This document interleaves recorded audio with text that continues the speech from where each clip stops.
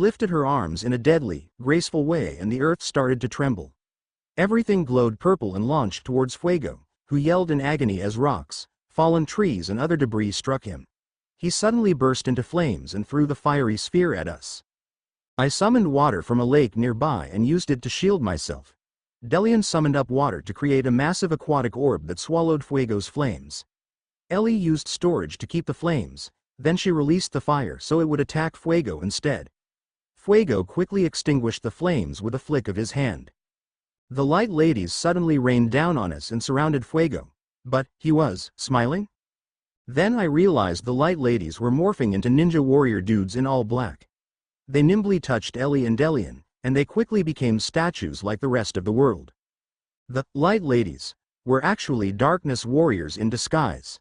Thank you, my minions, Fuego cackled. Perseus Jackson. Oh, how wonderful. He sneered evilly and approached me.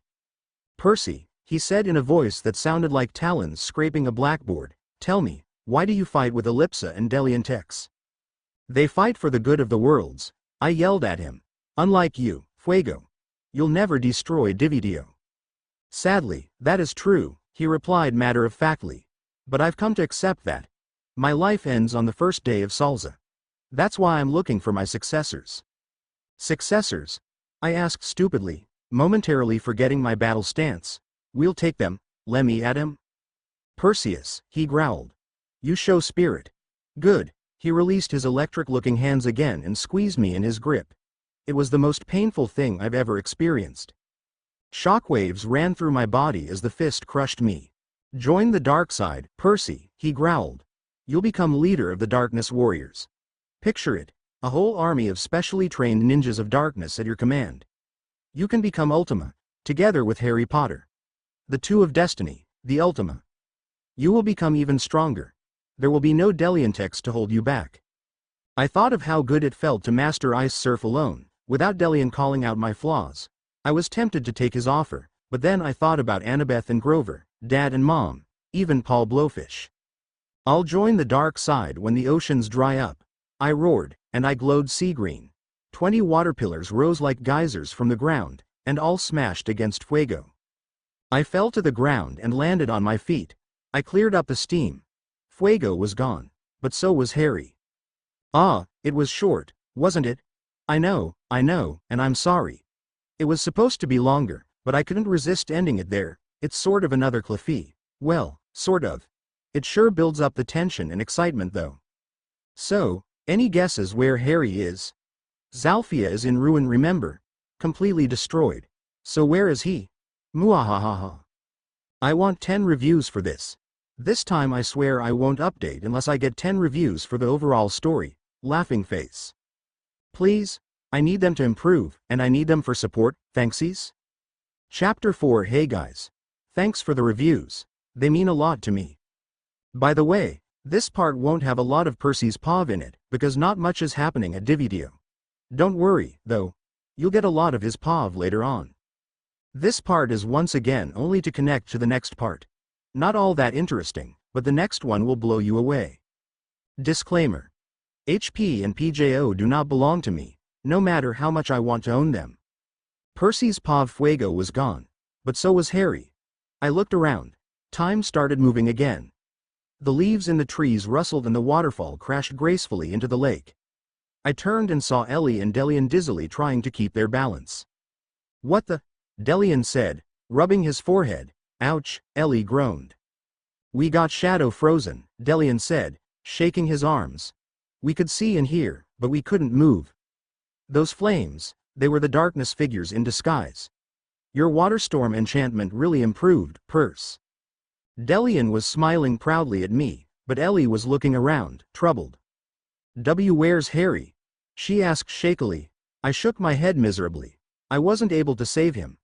Fuego took him, and it was all my fault. I couldn't even work up the courage to say that to Ellie. Tears started collecting in her eyes. She sat down slowly, and Delian sat beside her, stroking her hair like the big brother he was. I should have she said miserably. It's my fault. I kept focusing on attacking Fuego. Now Harry is gone. It wasn't your fault, sister, Delian mumbled softly. Listen. I'm sure wherever they are, Harry is putting up a fight. He's never going to join the dark side, okay? Ellie looked away to the horizon. She muttered.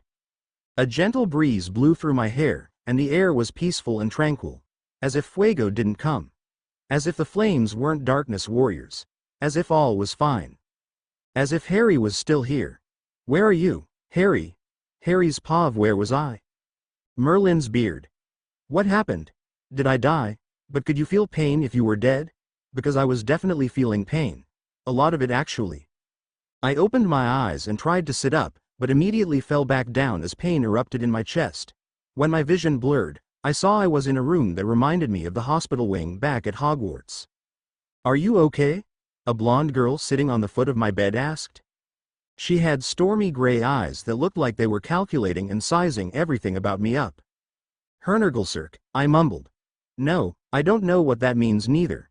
It sounds like something from the Quibbler that Luna would talk about." Blondie giggled.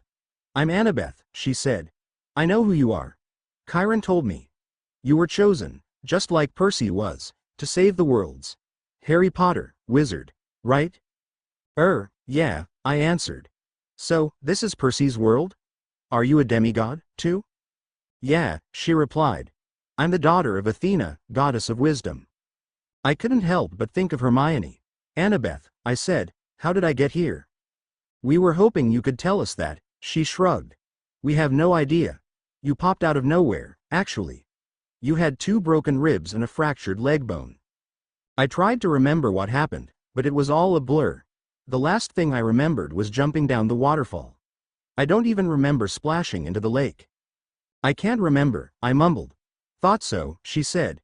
"Being under stress and pain like that, it'll come back to you. But you'll probably regret remembering it when you do." Suddenly, a tall centaur entered the room and nodded at Annabeth. "Ah, Harry, I see you're awake," he said. "Allow me to introduce myself. I am Chiron, trainer of heroes." "I am Harry, eater of food," I mumbled. Hanging around with Percy got all his jokes rammed into my head. Annabeth giggled again and Chiron smiled. "Percy's jokes have gotten to you too, huh?" Chiron chuckled. "Well, Mr. Potter, make yourself at home. We are trying to contact Dividio, but a tear in the harmonious dimension stream is stopping us. Don't worry, we'll get you back." And with that, Chiron trotted out of the infirmary and a half-goat, half-boy walked in to take his place. "Hey, Annabeth," he said, standing beside my bed. "Hello, Harry," he said to me. "I'm Grover, a satyr, Percy's best friend." "Nice to meet you," I mumbled. I tried to sit up again, and this time I was able to do it without falling back down. "How's it been going in Dividio?" he asked. "Is Percy doing all right?" "We've been training," I answered. "And, well, I think he's all right. I hope he is. I haven't seen him since, That's okay, Harry," Annabeth said. "You'll get your memory back. For now, make yourself at home, okay?" I nodded and gave her a small, grateful smile. "Grover, go get him a glass, will you?" she told the satyr. I just came in," Grover grumbled. "It's right over there," Annabeth groaned. "I'll get it," I said. I recalled Delian telling me that after training in Dividio, I'd be able to do magic without a wand. Accio glass. The glass floated over to me.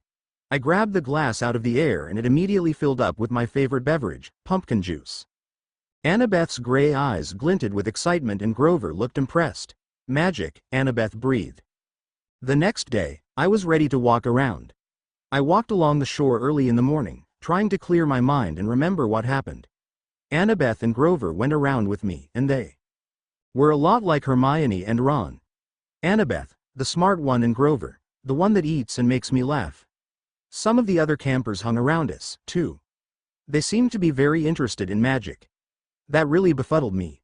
I mean, they were children of the Greek gods.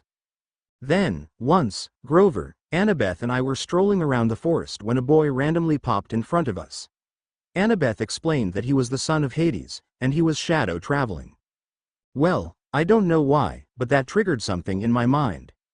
Everything came flooding back to me. I was falling from the cliff, I hit the lake, I got up and dried myself off. Darkness, fuego, he was telling me about his life. The next thing I know, I'm on the ground. Harry, Annabeth and Grover rushed to my side and helped me up. "What's wrong?" the guy named Nico asked. "Fuego," I mumbled. "He's dying tomorrow. First day of Salsa, he's looking for people to take over his evil job." "Who?" Nico immediately asked. "I don't know. What could Fuego have up his sleeve?" Annabeth pondered. Well, she got her answer. The sky turned pitch black and lightning lit up the sky. Fuego was here. He laughed like an evil maniac and lit up like a torch in front of us. Darkness warriors floated all around us. I realized Annabeth, Nico and Grover were statues, and only Fuego and I moved in the forest. "We meet again, Harry," he said as if it was a jolly coincidental meeting. How wonderful. Now, I believe you must come with me. The world suddenly dislodged itself from me. I was being pulled through a vortex of pain, and I came out in a burning world in ruin, gasping for air. Welcome to Zalfia, Fuego said, as if destroying the place was a great achievement. Do you like it? Do you think I should destroy it completely, and lessen the 8 worlds into 7? 7. Not a good number. I mean, I was Voldemort's 7th Horcrux, after all. Why did you take me here? I asked bravely. Harry, I told you before, didn't I? Fuego sneered. I need a successor to continue my intricate work of evil. But who? I demanded. Fuego just sneered at me, then it hit me. I'll join you when hell freezes over, I yelled, and I reminded myself of Neville. Endure us and this armor. My essence exploded into life behind me, 10 times bigger than it usually was. Fuego resized himself again, but he wasn't as big as my stag. I attacked and attacked and attacked out of pure rage and hatred, leaving no space for Fuego to shift from defense to offense mode. But once, he lunged out at me, and I did the only thing I could. I used storage on him. Fuego was now locked in the Quidditch field in my mind. He was fighting to get out, and it used up a lot of my energy. I spat him out of my mind and he fell to the ground, barely taller than me again. He stood up and sized me up. See? You're strong, but you can become stronger, he said. Imagine having my army of darkness warriors at your command. Imagine being Ultima of all worlds. I'd rather die, I said with pure venom in my voice. Fuego laughed. Well then, plan B, he said. I'll assign you only one task. My darkness warriors will do the rest. Never, I protested. Oh? He taunted. Even if it means saving your friends? With a flick of his hand, Hermione, Ron, Ginny, Neville and Luna appeared at his feet. They were tied together by snake-like creatures. Harry, don't! Hermione screamed. Do what's best, mate, Ron yelled. Harry, we'll be fine, Ginny seemed to plead. Don't worry about us, mate, Neville added. Save the worlds, Harry, Luna stated softly. Fuego flicked his hand again and they disappeared. What are you going to do about them? Fuego said. Abandon them? Lose them? Like Fred Weasley? Remus Lupin and Sirius Black? Lily and James Potter? He sneered. You've lost enough, Harry, Fuego said. I thought about all of them, telling me to do what's right, telling me to just let them be killed. What do you need me to do? I asked, trembling with fury and pain. Kill Deliantex and company, Fuego said with an Eviobi Wan's pav. I feel a disturbance in the force. Laughing face. Oh no Harry, whatever shall you do? I'ma need 15 reviews, or more. The next chapters will be action-packed, and full of even more epic awesomeness in. Awesome epicness. Promise. By the way, I'll only update if you guys answer this question. What do you think Harry will do? Laughing face. Chapter 5. I'm so not getting the NMBER of reviews I want, but I can't resist. I'm in love with writing this story. Okay, this isn't the last part yet, but be prepared. This part is pretty awesome. Disclaimer. I only own Divideo, Zalfia, Ellipsa, Deliantex, the Umbri, the Darkness Warriors. Well, let's just say I don't own HP and PJO, ooh. Harry's pav. Kill Deliantex and company, Fuego said with an evil glint in his eyes. Fury coursed through my body. I felt my blood boil up, like I was about to erupt like a volcano. What could I do? Did I even have that kind of power? Could I really defeat Deliantex, Ellipsa, Percy? Was I really considering this? What will it be, Mr. Potter? Fuego taunted. Shall I destroy your friends? The storm in me didn't die down. I felt like my mind was going to explode to bits. I had 2 choices. Both meant destruction of my friends. I weighed out the pros and cons. If I destroyed Delian, Ellie and Percy, the Darkness Warriors will attack Divideo and the worlds will cease to exist. If I didn't, Hermione, Ron, Ginny, Neville and Luna will be killed, and the Dark NSS Warriors will try to kill Delian, Ellie and Percy, and they'll probably win. There are thousands of them. Basically, if I save Hermione, Ron, Ginny, Neville and Luna, and destroy Ellie, Delian and Percy, the only difference would be that it'd be easier for the Darkness Warriors to wreak havoc. Once you agree to destroy them, Fuego said with fake patience in his voice. The darkness warriors will obey your every command. I can't, I mumbled. So, should I kill your wizard friends, then? Don't worry, I'll make it long and painful. No, I said, shaking with anger and confusion. I don't think I have the power to defeat Delian, Ellie and Percy. They're strong. And Ellie taught me everything I know. Oh, sure you can, Harry, Fuego said, as if he was a father encouraging his son. Never say never. I didn't know what to do. Fuego was obviously losing his cool. Perhaps I should make this easier for you, he sneered. He flicked his hand and my friends once again appeared on the floor. Crucio, he whispered loudly. Everyone writhed and thrashed in pain, screaming and yelling. I wanted to save them. It was awful watching them like that. I felt so useless. I had to save them. All right, I said, giving up. My friends stopped yelling and all looked at me, shocked. I hung my head in defeat. Fuego flicked his hand again and my friends disappeared. Handy little trinkets, those spells of your world, Fuego chuckled evilly. So, because I'm dying tomorrow, I need to be sure you'll finish the deed. Do I have your word? My head was going to explode. Shall I bring your friends out again for a little, fun? Fuego sneered. No, I muttered. Then do I have your word, Mr. Potter? Yes. I will finish the deed, I stated, looking at the ground. Perfect, Fuego said gleefully, like a kid getting a giant lollipop. I shall ready the arrangements. Selix will watch over you. He's head Umbri, you see. Now, Mr. Potter, don't let me down. It's midnight. First day of Salsa. Goodbye, my successor. And with that, he disappeared in a flash of lightning. Luckily, Fuego knew nothing of unbreakable vows. Percy's POV. The first day of Salsa. Delian, Ellie and I were prepared for anything. But nothing happened. Days came and went. We were forced to believe Harry was gone. For eternity. Fuego said he was due to die on the first day of Salsa. That was 3 days ago, now. But what about Harry? Ellie and Delian really believe he died, but I couldn't. Fuego's words repeated themselves in my mind. Join the dark side, Percy, he growled. You'll become leader of the Darkness Warriors. Picture it, a whole army of specially trained ninjas of darkness at your command. You can become Ultima, together with Harry Potter. The two of destiny, the Ultima. You will become even stronger. There will be no Delian text to hold you back. Fuego wanted me and Harry to join the dark side. What if? I shuddered. I was on the edge of my usual training cliff, alone. I sat and stared at the horizon. Percy. I turned around. Delian was standing next to me, looking a little worn out and stressed. We took you here to help us defeat Fuego, he said, but it seems that is no longer necessary. Perhaps it is time for you to go back to your homeland. But Fuego said, I started. We know what he said. Delian cut me off, but he's dead, and Harry is gone. The war is over. It didn't seem like much, but Fuego was unable to convince you to join him. I looked at the ground. How can you be so sure, I said, standing up, that Harry is dead? Delian looked at me with a look that said, please don't make me go through this. I don't want to believe it, but he's dead. End of story. He isn't, I said. I just know he isn't. But where could he be? Delian replied. There's no other possibility. I hung my head in defeat. Maybe they were right. Maybe Harry was.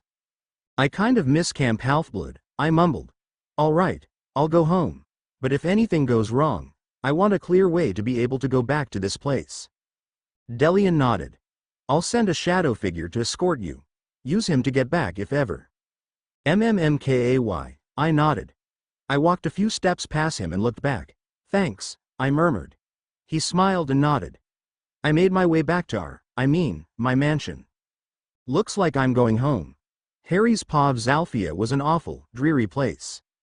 Everywhere I go, darkness surrounds and engulfs me. There was just no way out. Selix, the head darkness warrior, accompanied me everywhere, as if I would do something to save Hermione, Ron and the others and get out of there. I did consider that, but it was hopeless. When Fuego died, I felt regret and fear. I didn't want to destroy Deliantex. I couldn't. But I had to. The second day, I felt a little better. One half of me accepted it in a way. I didn't want to do it. And yes, I still had to. The third day came. I was walking along the dark passages of Zalfia alone when Selix appeared in front of me, making me jump. He reminded me of Nico's shadow traveling. You didn't have to scare me like that, I muttered. Old Master said I should look after new Master, Selix said. He might do something that upsets Old Master. Old Master is dead, I muttered, walking past him. He followed me anyway. And besides, what can I do?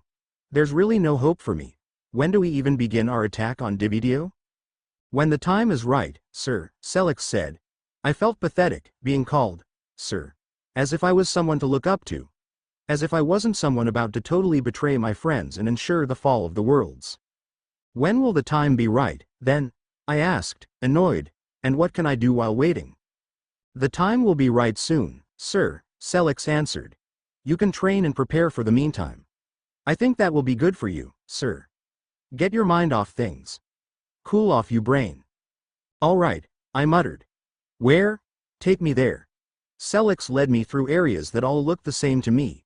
It was dark, of course. But then he led me into a wide, sunlit meadow that looked out of place. This is the meadow of Petra, Selix explained. Only place to survive during the Wrath. The Wrath, when Fuego destroyed Zalfia. I trained and mastered all my moves, with Selix watching me closely. He seemed to be very interested in my moves.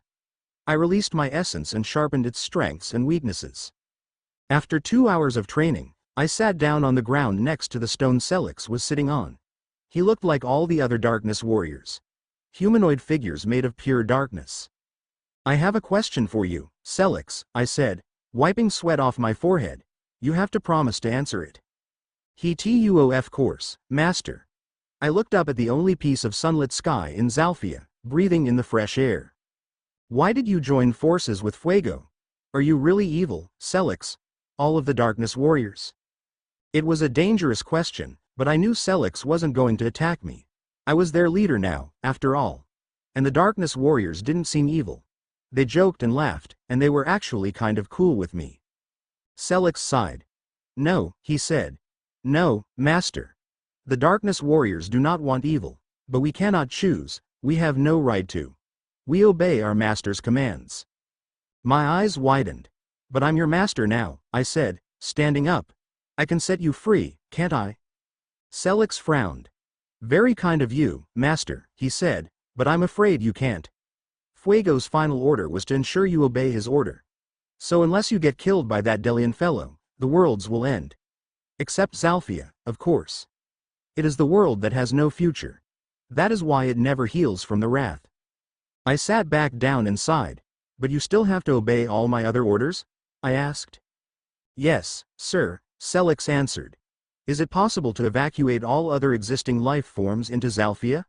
I asked doubtfully. Zalfia is in ruin, sir, Selix said. It cannot hold that much life. Well then, Selix, I said, standing back up again, I only have one request. Percy's POV I made it to Camp Halfblood with Zork, my Umbri body, at around 10 in the evening. Everything seemed fine, except that there were no campers around. They all seemed to be asleep. I walked towards the big house with Zork silently following behind me. You don't talk much, do you? I asked him. Zork simply shook his head. Why not? I asked him. Can't Umbri talk? I mean, the one that captured me seemed to be screaming or something. That was me, Zork said, and I was surprised to hear a British accent, sort of like Harry's. That screaming was called curdling. We do it when we attack. Hey, you can talk after all, I said. We are not illiterate, Percy, Zork said, making me feel kind of stupid. When we made it to the big house, Chiron, Annabeth and Grover were inside, talking. I listened to them before revealing myself. They seemed to be discussing something important. 3 days after Salza, Chiron said, we haven't been able to contact Dividio yet. We have to try again, Annabeth pleaded. Ah, she was worried about me. We have to. I'm worried about Harry. Whoa. Wait. What? She was worried about Harry? Has she even met him? I leaned in closer to listen harder. Yeah, Chiron, Grover said. What if Harry's, like, dead or something? I walked into the room, confused. Everyone turned to look at me, and they froze like statues in disbelief. Then Annabeth gave me one of her famous tackle hugs. "Percy, oh my gods," she said, standing up. "You're okay. Is Harry okay?" Grover asked. "Wait. How do you even know Harry?" I asked in confusion. "Take a seat, Percy," Chiron instructed me. "We'll explain everything." Whoa, I breathed after they explained what happened. Harry ended up here. How? "I think that while Fuego was traveling between Dividio and his destination," Chiron said, "he accidentally let go of Harry and by chance, the boy ended up here." "And he was kidnapped by Fuego again?" I asked. "Yeah," Annabeth nodded. "It was awful." "Well then," I said, standing up. "Where's Harry now?" "I've got to get back to Dividio." "Zork." "Yes," Zork said, appearing behind me. "Get me to Dividio," I said, fast. "Wait," Annabeth said, holding me back by the wrist. "We're coming with you." "Yeah, Perce," Grover said. "We want in." "All right," Chiron said. "We should make this a quest. Someone go get the prophecy." "No need," I said. "We're going to Dividio, remember?" Chiron nodded. "Okay," he said. "Be careful. We have no idea what Fuego planned. He may be gone now, but he's a tricky one. Good luck, demigods." "Thanks," Annabeth, Grover and I all said together. We grabbed hold of Zork and he poofed us back into Dividio, right on the training cliff. Ellie and Delian were there. They looked surprised to see us. "Percy?" Delian said. "What are you doing here?" We explained everything to Delian and Ellie, who both listened intently. "But that brings us back to where we were." Ellie groaned in exasperation after we explained the whole story. Harry could still be dead, or... But then the sky turned dark and a green swirly swirl thing appeared in the sky. It lowered itself down to the ground, and out came Harry, or at least a form of Harry that looked like a green ghost, like his essence. "Harry's Pav. I need a way to contact them, Selix," I said. "Is there any way to make that possible?" Selix stood up. "Perhaps there is a way, Master," he said. "But you will only have a few minutes. 5 at the maximum. Will that be enough?" "Yes," I said. "I need to warn them." "Okay, sir," Selix said. "I will open a portal and you must walk through. You will appear there as a fair, something like your essence, a ghost-like thing. Pass your message and return as soon as the light flickers." I nodded and stepped forward.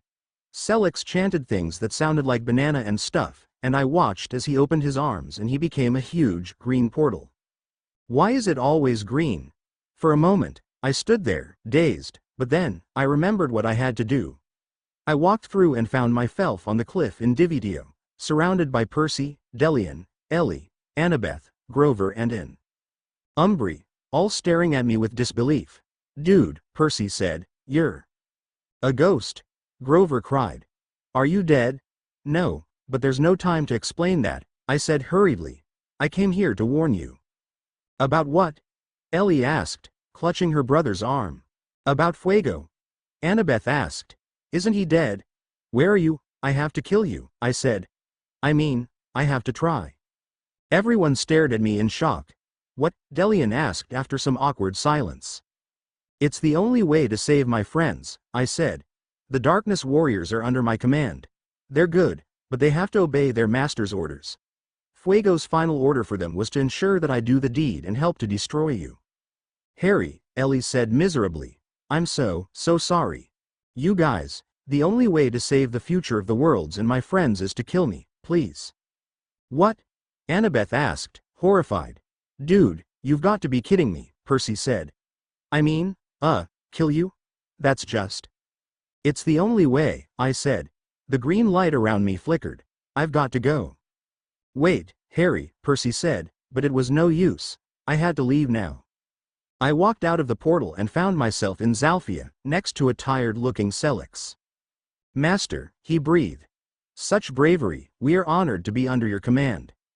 Courage doesn't mean having no fear. It means having fears, but being able to overcome them for the good of others.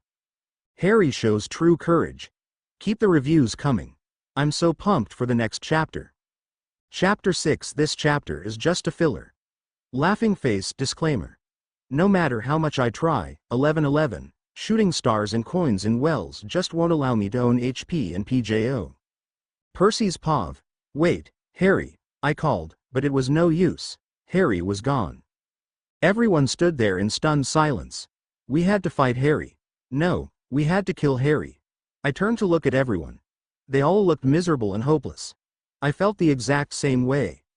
After all, we were just forced to kill someone who I've grown close to. Harry was like a brother to me now. And I had to kill him. So, now what? Grover asked, approaching me. What do we do? The only thing we can do, I muttered sadly. I guess we've got to kill Harry. That's horrible. Annabeth gasped. Isn't there any other way? Ellie gasped. Delian, please, please, please tell me we don't have to do this. Harry is. He's my apprentice.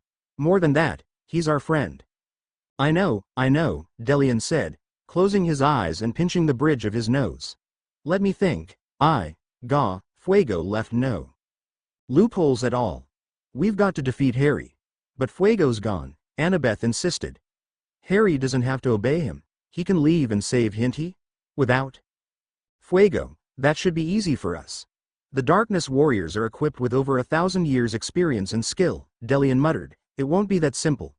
Plus, Fuego's last order for them was to ensure Harry tries. If he doesn't, they'll attack. Everyone, everywhere.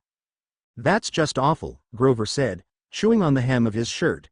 I don't want to attack Harry, he's pretty cool. It's like Luke all over again, but worse, Annabeth shuddered. I only realized how painful this was for her now. She was probably taking it the hardest. She has to battle another friend, even if she only met him a few days ago. Well, Harry's got to make an effort, Delian said, speaking like a leader. We've got to train. But he won't be fighting wholeheartedly, Ellie added. I mean, how can he? Nevertheless, Delian replied, he needs to put effort into it. No one could argue with that, so we all split up in silence. I went back to the edge of the cliff and just looked at the mighty ocean churning before me. I turned to look at the others. Annabeth was sitting not that far from me, etching out a plan on the sandy soil. Grover was watching her illustration intently.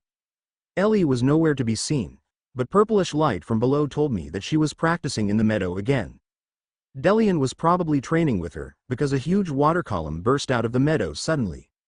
I sighed and walked over to Annabeth, looking at her plan. There were many crossed-out versions all around her.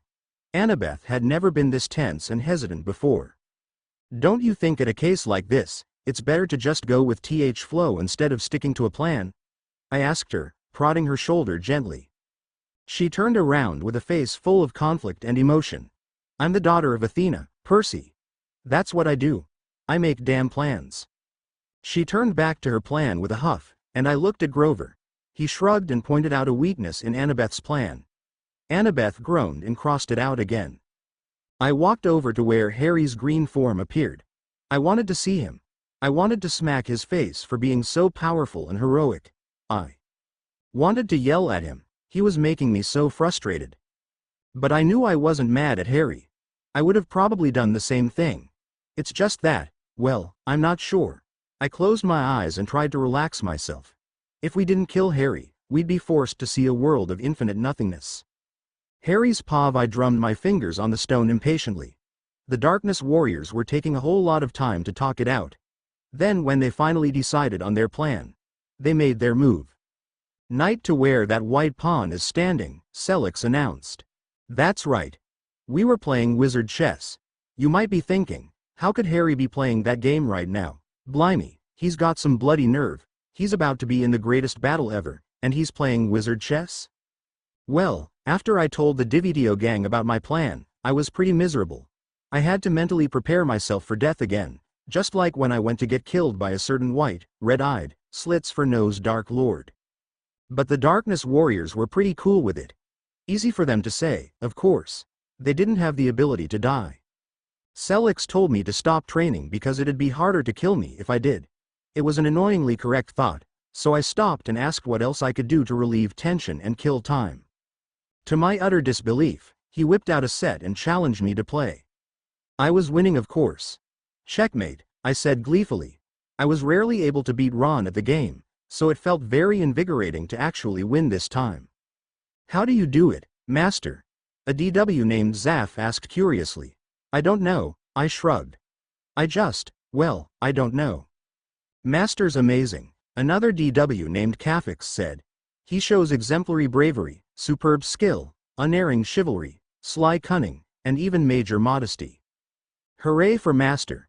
The DW cheered. I swear, I have never been in a weirder predicament. Well, Master, Selix said, I do believe the time is almost right. We set out our crusade for the next full moon in Divitio. 3 days from now. Blimey, already? I asked, getting into my deep, sulky brooding thing again. Great. Great big sucky thing. Master has to go through, a female DW named Santares said. The future of the worlds rests in his hands. Great big sucky thing indeed. I couldn't help but chuckle. Great big sucky thing. Even though the DWs were over 1,000 years old, they were very up to date with the, latest slang terms. Master plans to sacrifice himself to save the world, Selix said. How courageous, Master. And after that, you'll all be free to do your own will, I said, fixing the chess set. I stood up and brushed myself off, coming face to face with a dozen wide-eyed, shocked DWs. What? I asked innocently. Master, doesn't wish to leave us with new master? Zaf asked courteously. No, I answered slowly. You said you guys want peace, but you have to obey your master's commands. Well, I figured if you're free, you won't be forced to do things you don't want and peace will prevail. Master, Kafix gasped. Is there something wrong with that? I asked. Suddenly I was surrounded by celebrating, dancing darkness warriors. They were all doing some victorious jig. They seemed to be lost in thought. Freedom. Kafix yelled. After 900 years of working for someone else, another one added.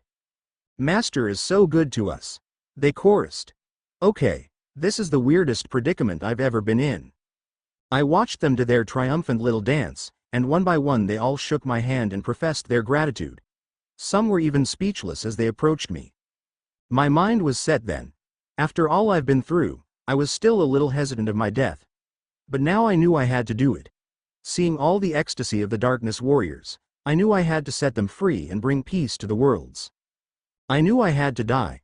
Percy's side is training and Harry's side is, well, not training. What do you think?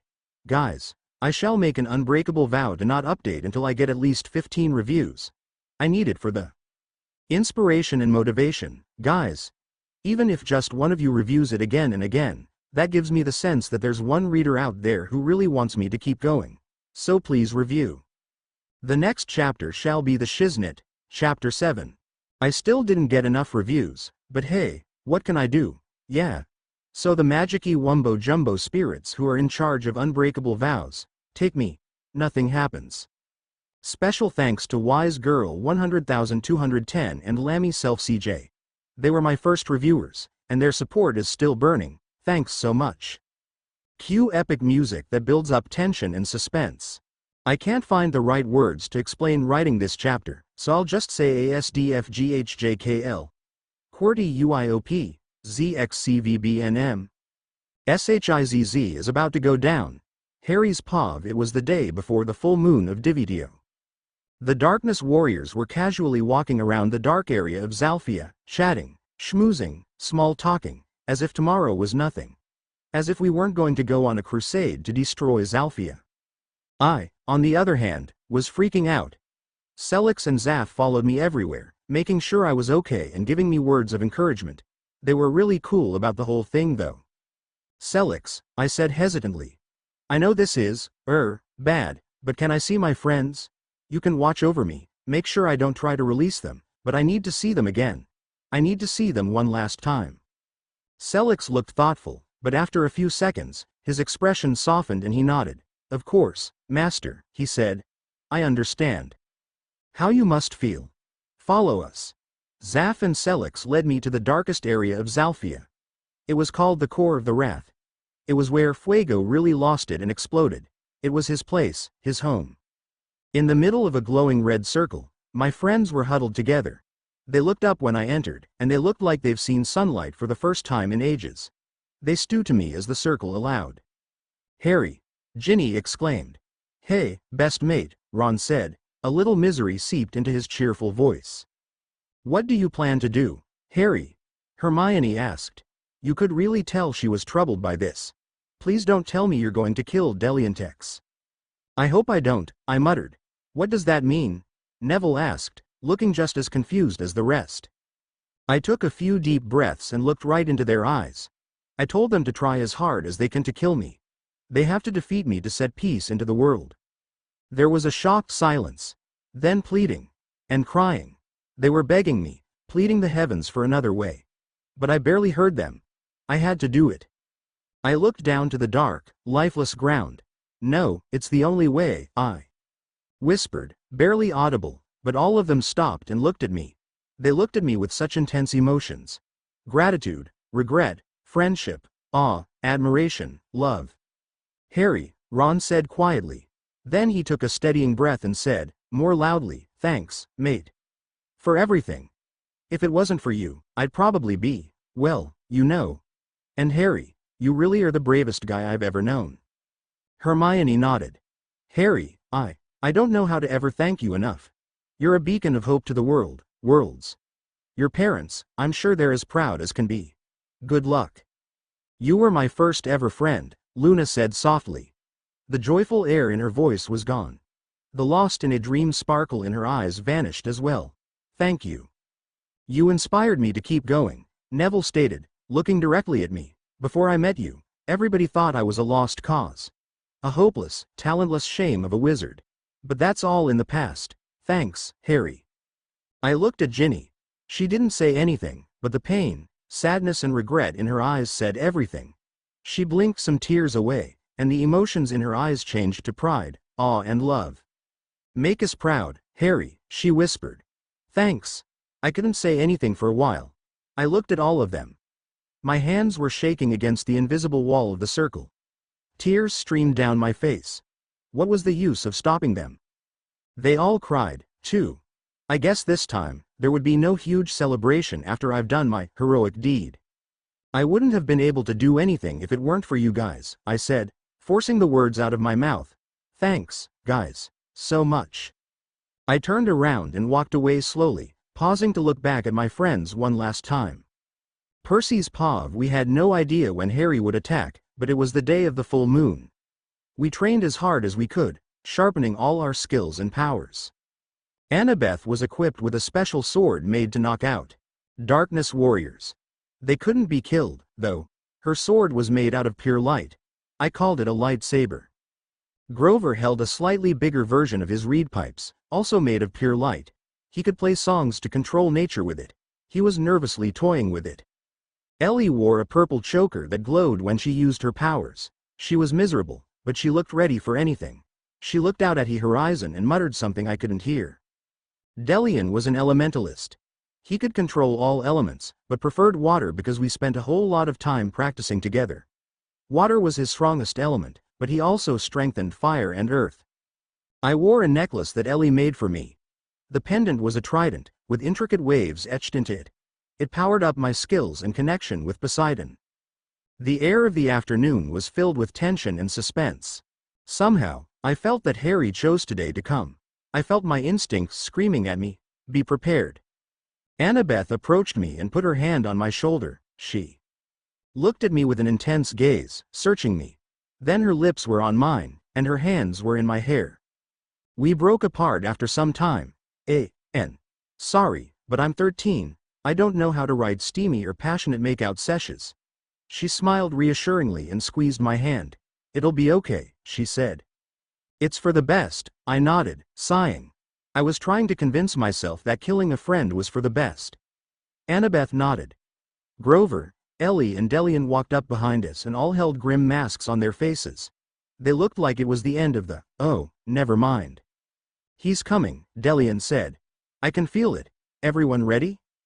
We all nodded and went over the plan one last time. Annabeth and Grover were in charge of keeping the darkness warriors away from Harry. Ellie was their second line of defense, ready for anything. Harry was left to me and Delian.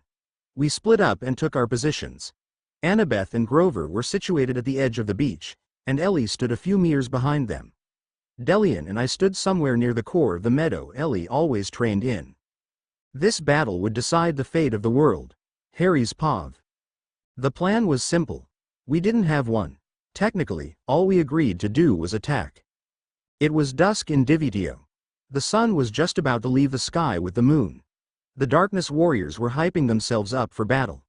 They looked like little kids readying themselves for a game of dodgeball. I stood at the front of the army, together with Zaf and Selix. I nervously wiped my glasses and fixed my shirt over and over again. Master, Zaf said, your shirt looks too neat for battle.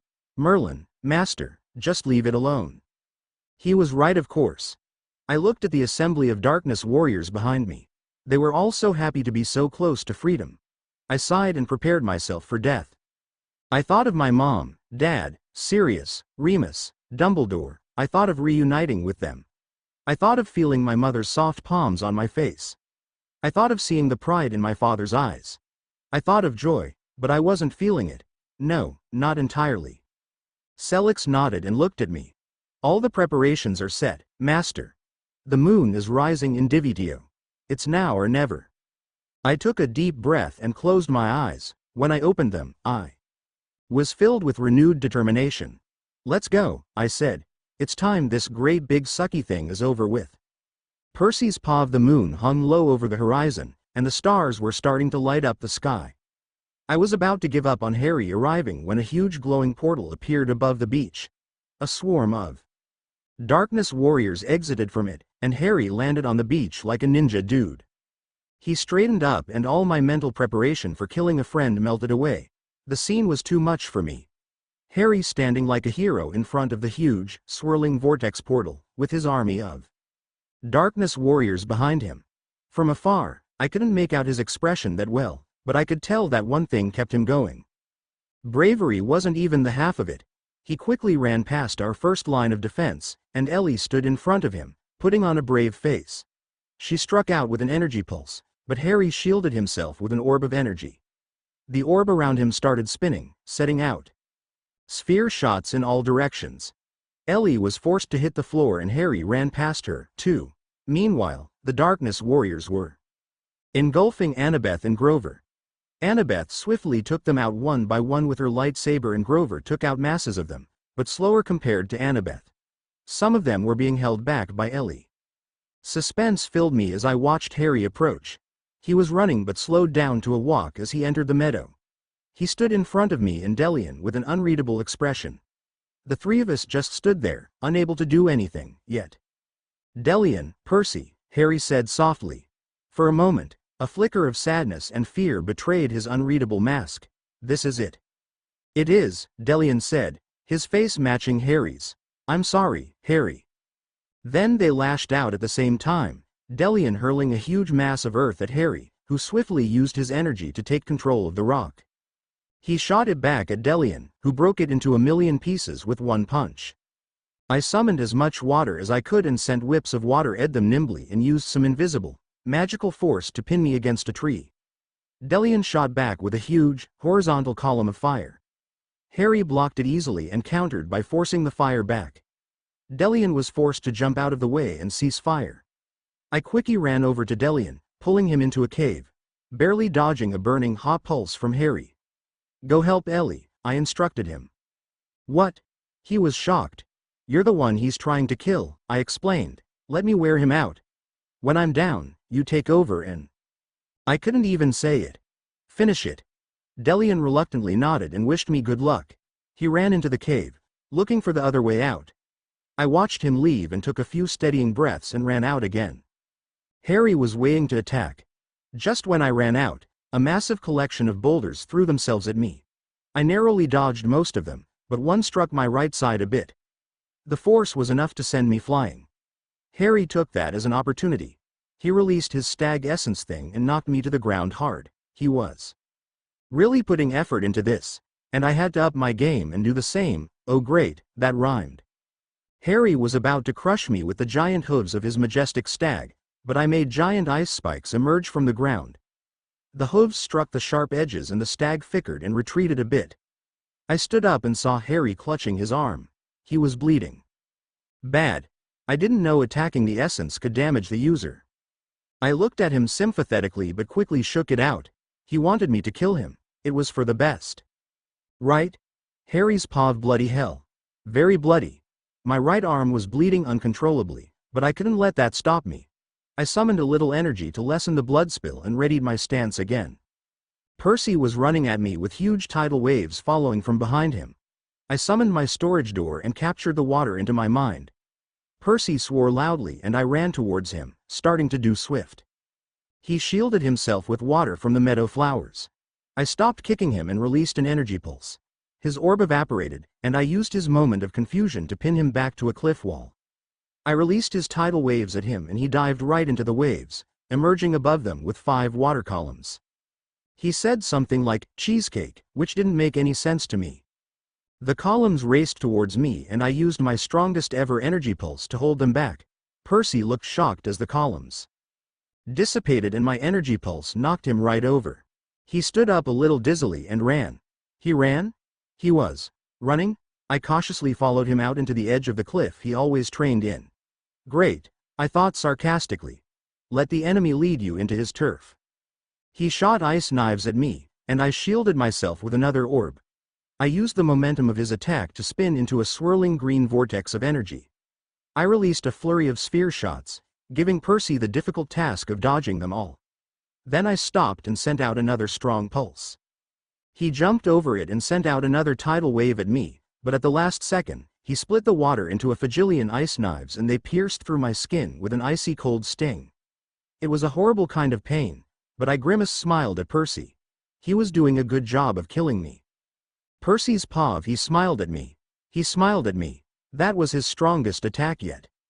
Seeing him standing there, shrouded in blood, it was enough to drive me mad.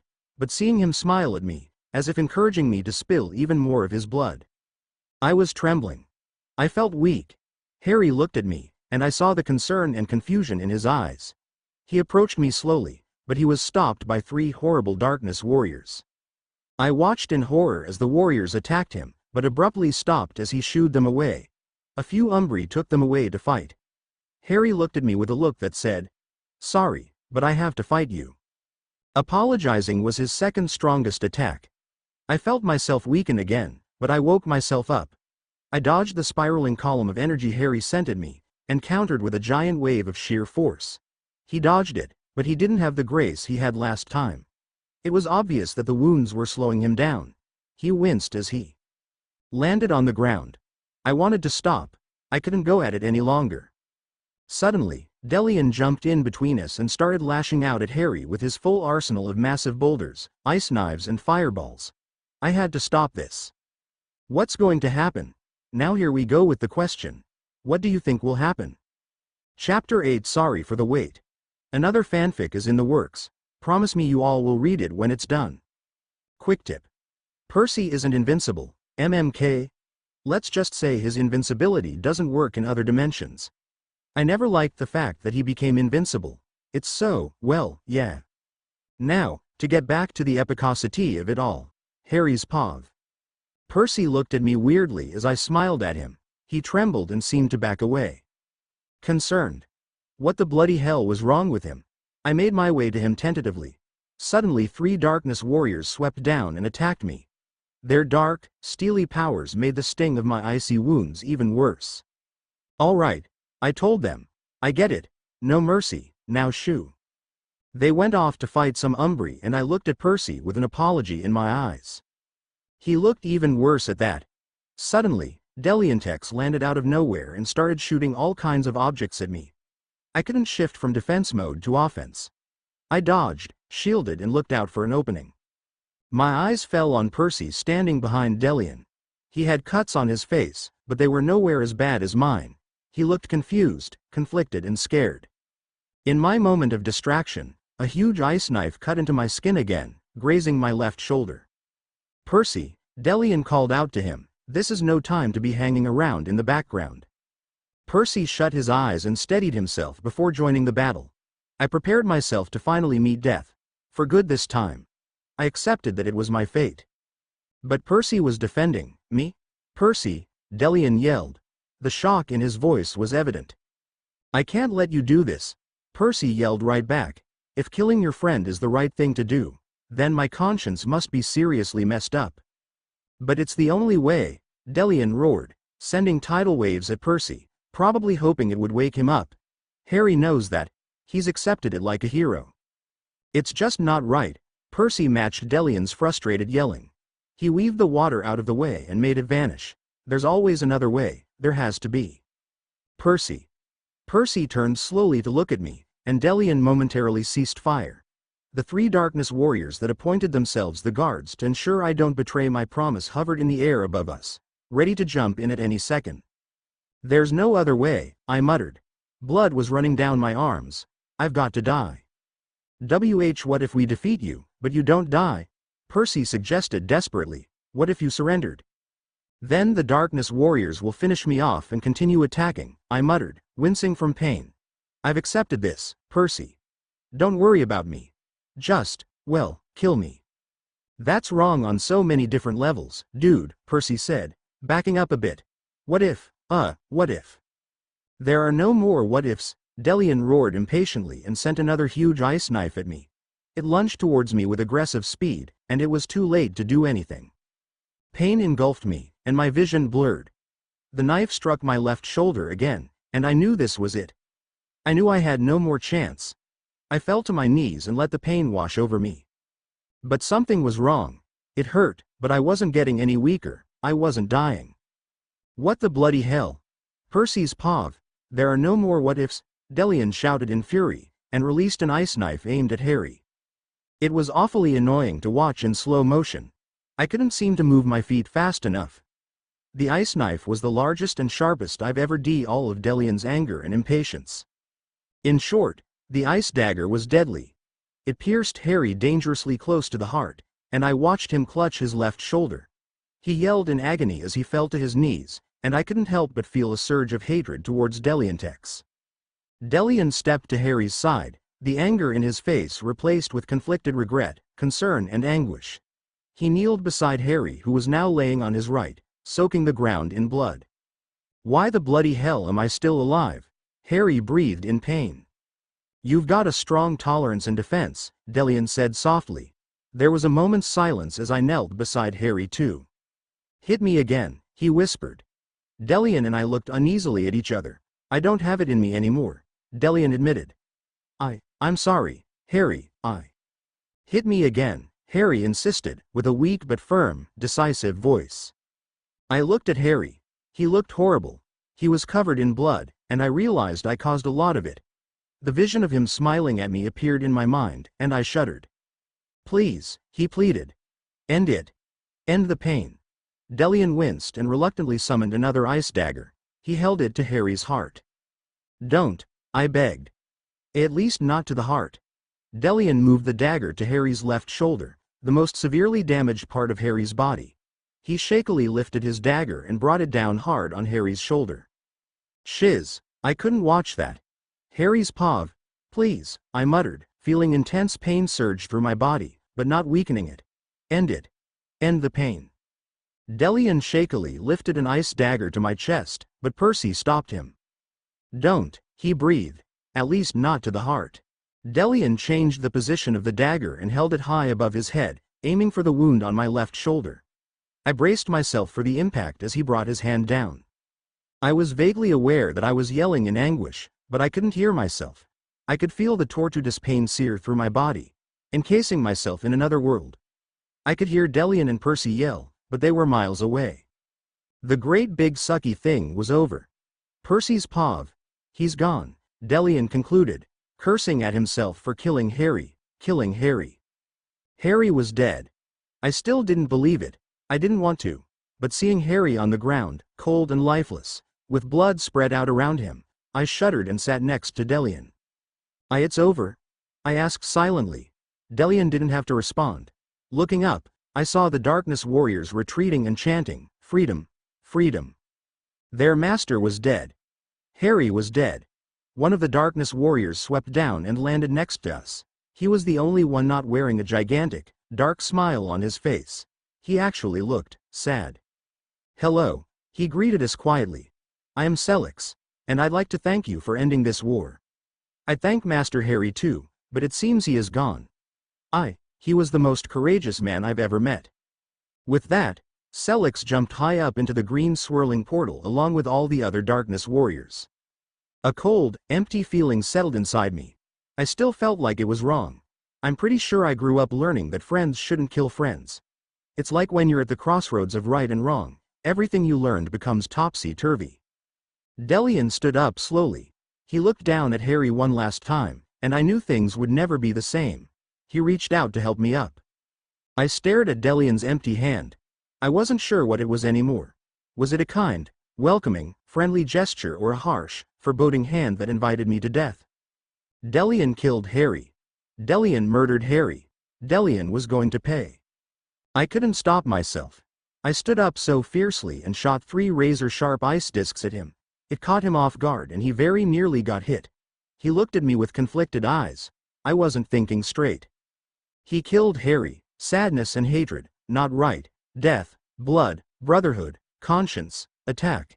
He was countering, dodge, must, avenge, Harry. I immediately felt like a robot with only one cause in life, to kill. Delian. But then, my mind started working again. The rapid thoughts took more time to make sense. Why am I doing this? Not right. Killing him for killing Harry, just as bad. Stop. I swiftly dodged Delian's angry tidal wave and stopped attacking. I became vaguely aware that Delian was talking to me. Yelling at me. Begging me to understand. Think I wanted this? Delian was saying, screaming. Do you really think I wanted to kill Harry? I didn't. It was the most painful thing I ever had to do. But not killing him would be an insult to what he stands for. What he stands for everything that's right. A hero. The words took time to seep in. Then I realized, the words came from my mouth. I looked up and saw Delian with tears streaming down his pain-stricken face. Sorry, I mumbled. Then before he could do anything, I turned around and ran. I ran as far as I could. I ran with the speed and assurance of somebody who knew where he was going. Somebody who had motivation.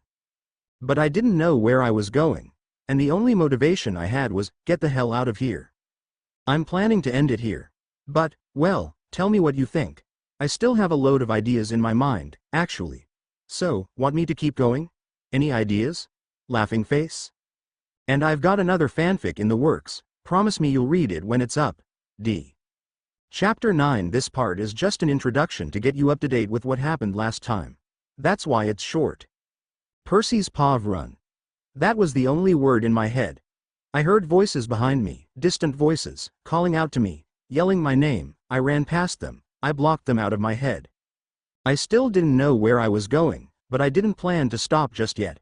I wanted to run until I just couldn't anymore. I wanted to go as far as I could. Harry was dead. I didn't know why, but that really shook me up. It's getting on my nerves. I guess it's because my whole conscience and logic are having a whole war about this. Logic. It was for the best, Percy. Relax. Conscience. No, do you really think killing a close friend is for the best? Logic. But Harry accepted it. He knew what he had to do, and he took it as a heroic sacrificial deed. Conscience. But Harry was your friend. Have I taught you nothing at all? Logic. Don't listen to him. He's a douche. Conscience. I'm not a douche. See what I mean? I have no idea what to do. I was lost in my own world, running. And suddenly I tired out, and I saw the ground coming at me, fast. My face hit the leafy earth with a soft thud, and I finally felt the excruciating pain in my joints. I looked around me. I had no idea where I was.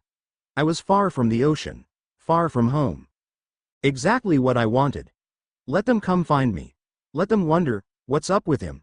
Let them think I went crazy. I didn't know what to do anymore, and I had absolutely nothing to live for. I lay there for hours and hours, letting the pain take away my consciousness. I drifted off into a deep, dreamless sleep. Harry's paw. That's right folks, he's alive, though I really wish he died. It would have been pretty dramatic, but I couldn't end it there for Harry. I woke up in the same cleaner, empty version of King's Cross Station that I remembered from last time. I wished for clothes, and they appeared before me. I put them on and looked around. James Potter was grinning so widely at me. I was afraid his face would rip into a tiny billion pieces. "Dad?" I asked, reaching out hesitantly. He grabbed me into a bear hug that squeezed the life out of me. Never mind, I was already dead anyway. Then he held me by the shoulders, that didn't hurt anymore, and sized me up. "So great to see you, son," he said happily.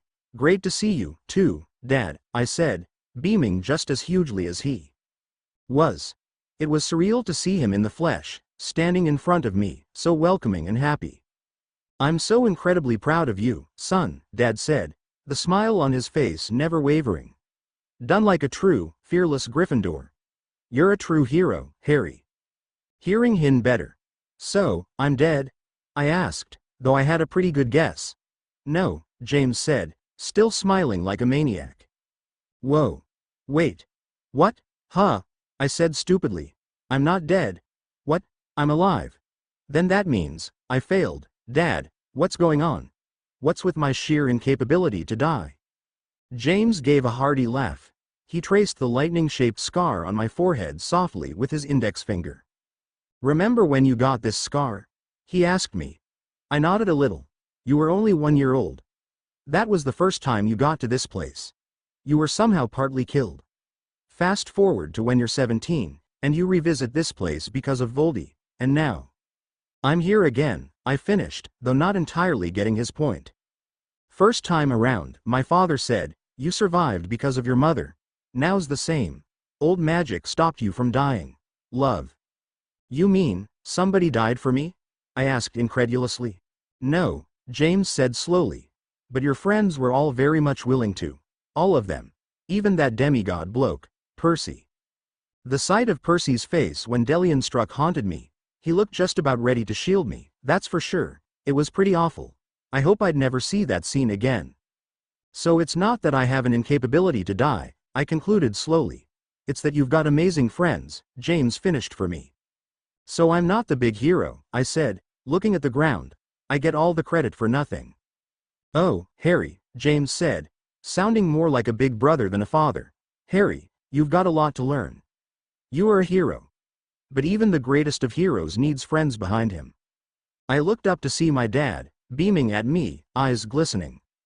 "I wish I could spend more time with you, Harry," he said quietly. The sorrow was evident in his voice. "So many things we weren't able to do as a father and son. Blimey, look at you, you're all grown up."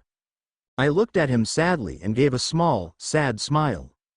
"But you've got somewhere to be," James added. "Friends to return to. Greet Sirius, Remus and Mom for me, will you?" "All of them?" I asked, to which he answered with a nod. "You'll always be a true marauder, Harry," he beamed at me, and then everything faded away. "Me? A marauder? I've never felt better in my life, even if it was a half-life." Percy's paw, oh gods, where was I? I woke up in the middle of an unknown forest, covered in dry, crunchy leaves. I didn't remember a single thing from last night. I tried to think back, but it ended up in a huge headache. Then it flooded back to me, way too fast for a tired dude with a major migraine.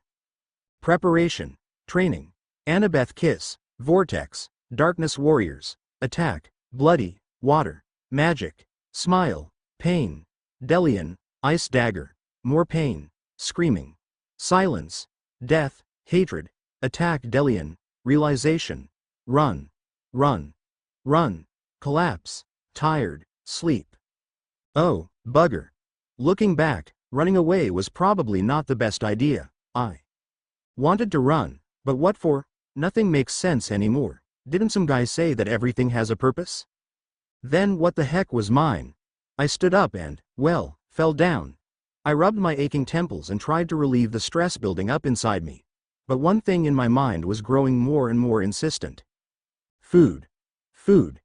Dude, you need food. Food, and sure enough, my stomach grumbled, making the thought loud and clear.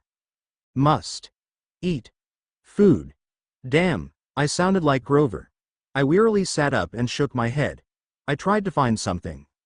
Anything that could possibly satisfy my hunger, starvation. My eyes scanned the forest, and then, "Hey," a sugary sweet voice called from behind me. "Who are you?" I turned to see a beautiful girl standing behind me. She had wavy brown hair that ran all the way to her waist. She had big brown eyes that shone with a sparkle that could make the stars jealous. She had a pretty, innocent smile and a fit body. Perfection all jam-packed into a girl. "Oh, yes. I'm Percy Jackson," I muttered. "Nice to meet you, Percy," she said, gracefully dancing to me. "I'm Fiera." I took her soft hand and gently pulled myself up and pressed my lips to the back of her palm, like a chivalrous knight would do. She giggled softly and turned away, gesturing for me to follow her. "You must be hungry," she said happily. "Come follow me. Oh, to the ends of the world, girl." Ha ha ha ha. I had a lot of fun writing this chapter. James is love 3 and writing about Percy being smitten is priceless.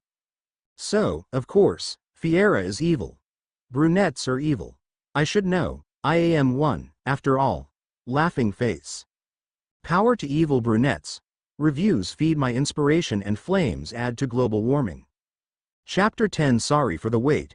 Been busy with school lately. I'm in the honor roll, and I probably will be for a long time soon.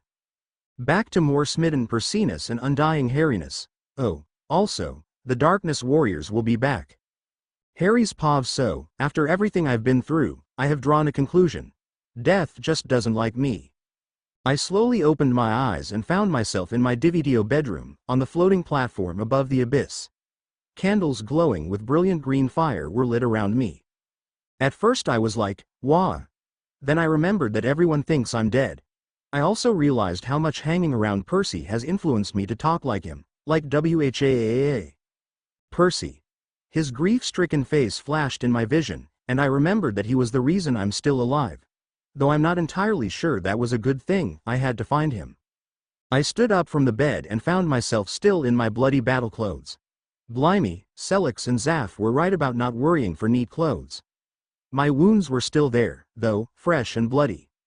I walked onto the moving platform and willed it to move to the door. I slowly walked off and boarded the elevator. I wondered briefly about where everyone would be, but then I just clicked ground, hoping they would be outside. As I stepped off the elevator, I heard voices outside. Familiar voices. Familiar, Hermione and Ron voices. He died for us, Ronald, Hermione said silently. I know, Ron replied, matching her sorrowful tone. I can't believe he's gone. It was bad enough seeing him splayed out on the ground at Voldemort's feet. At least there was no blood. I smiled a little. Ron finally built up the courage to say, Voldemort. I walked out and enjoyed the scene before me. 1,000 fresh green trees, a flowery meadow by a sunlit beach with cloudless skies, and 9 shocked and disbelieving faces. All right, everybody? I asked in a gleeful, carefree manner, as if I didn't just come back from the dead. As if I never died. As if I wasn't standing there in ripped and bloody clothes. Merlin's beard, Hermione gasped. You all see him, too, right? Neville asked, scratching his head. Either Harry is standing in front of us, Luna said in her lost in a dream voice, or I've really gone loony like everyone says. Harry, Ginny approached slowly. How? Ginny was almost beside me when a pair of soft arms squished the newly refurbished life out of me and my vision was obscured by a wave of caramel hair. Nice to see you, too, Ellie, I mumbled into her hair. It was great to feel her arms around me. She slowly let go and beamed up at me. Glad that I could see again. Hermione attacked next and all I saw was a bushy brown forest. Then she let go and walked back a few steps, smiling. Ron approached next and gripped my hand in a manhug sort of way. One question sparkled in all their eyes. Grover was the one who put it into words. Well, partly. Not that I'm not happy about this, he said. But Harry, how in the... I smiled at all of them and explained as best as I could. Well, I couldn't die, I said with a shrug. Again. It was old magic. Again. It was love. Again. My father, James, told me that everyone was willing to give up for me, just like my mother did. It was enough to save my life. Again, thanks, guys. The next thing I know, I was trapped in the center of a tight group hug. It was a storm of red hair, bushy brown hair, wavy caramel hair, and long blonde hair. When everyone broke thing. Hey, where's Percy? I asked. He ran away, Annabeth murmured almost inaudibly. He thought you were dead. He's gone. we can't find him anywhere. He kept saying it was wrong to kill you, Delian said, his voice even softer than Annabeth's. He was looking at the ground. Even though it was the only way. I guess he just couldn't accept it. Then, Delian slowly lifted his chin to look at me. Dude, I'm so sorry. I mean, for, killing you. That sounds so wrong. It is wrong. I just apologized for killing you, but you're right there and I just. Don't worry, I smiled at his rapid word flow. Delian was normally a very composed guy. At least everything's okay now. Other than finding Percy, our lives are finally going to be normal again. Unfortunately, I was Harry Potter. And nothing normal ever happens to Harry Potter. Percy's pa Fiera lived in a gigantic palace made of ruby red stone. This is your place? I asked with my mouth hanging open. Whoa, do you live here alone? Fiera nodded a little and sighed. My father died a few days ago. He meant so much to me, but of course, he had to go. He couldn't live forever. I nodded and took her hand as we entered the biggest room in the palace. There was a throne at the end of a long table. The table was enough to feed a whole army of darkness warriors. I shook my head and tried to clear my head of anything that reminded me of the battle. I'm so sorry about your father, I said to Fiera, who sat at the right-hand side of the throne and gestured for me to sit across from her. A friend of mine died recently too. Obviously, I wasn't very good at clearing my thoughts of the war. It wasn't your fault, Fiera said, placing her hand on mine in a consoling gesture. Actually, it sort of was. But I wasn't going to tell her that. Servant, Fiera called in her sugary voice, and a tall, tan man came in. Upon closer inspection, I realized he had no irises. Service breakfast, will you? The servant nodded and walked out of the room like a soldier marching to battle. I made a mental note to ask her more about the servants, but for now, I might as well stuff my face. The food was unnaturally delicious, and the scent wafted through the room, as if the food was begging to be consumed. I ate and chewed and swallowed and drank and nearly choked and drank some more and ate and chewed and, well, you get the idea. So, tell me about your friend, Fiera said airily, as if it was nothing. That's really something I don't want to talk about, I muttered with a spoon of stew hanging in midair. It's a rather touchy subject. Fiera nodded, but kept on pushing, ever so gently. I understand, she cooed. I know how it feels. But the feeling isn't going to go away if you keep it bottled up. Let it out. I'll be patient. I looked into her eyes, and I just couldn't help it, she was so. His name was Harry, I mumbled breathlessly. He was a brave man. The bravest man I've ever known. He was skilled and powerful, but he. My voice trailed off and I stared down at my empty plate, shaking my head, scrunching my eyes close and pinching the bridge of my nose.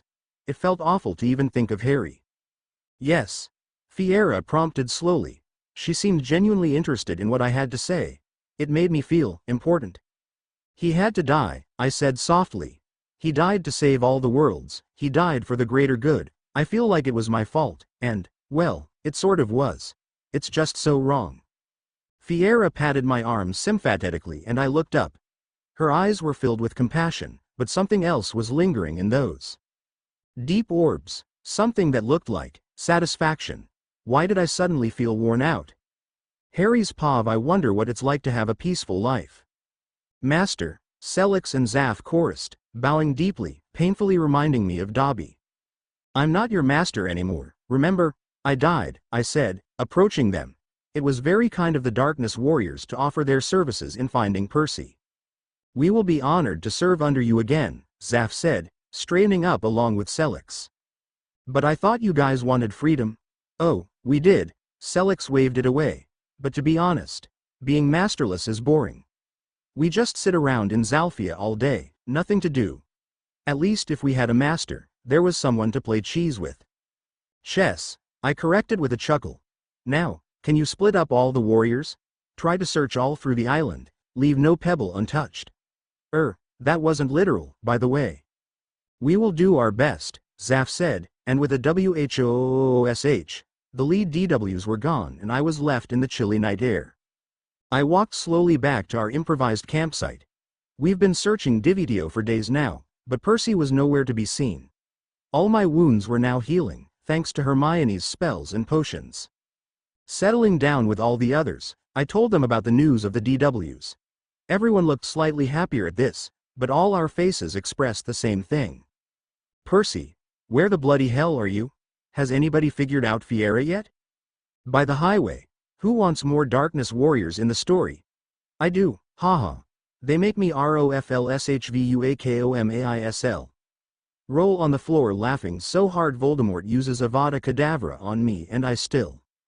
Live, okay. That was an exag. Reviews feed my inspiration. Flames kill the ozone.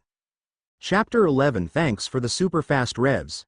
I replied to some of them, go and check. And for your super fast reviews, you get a super fast update. Also, Deathly Hallows Part 1 was awesome, but my favorite parts weren't included. I really wanted to see Dudley being nice to Harry like in the book, and Harry seeing his parents murdered through Voldemort's eyes after being attacked by the snake. So, on with the story. Then, Harry's POV days searching for Percy. 5.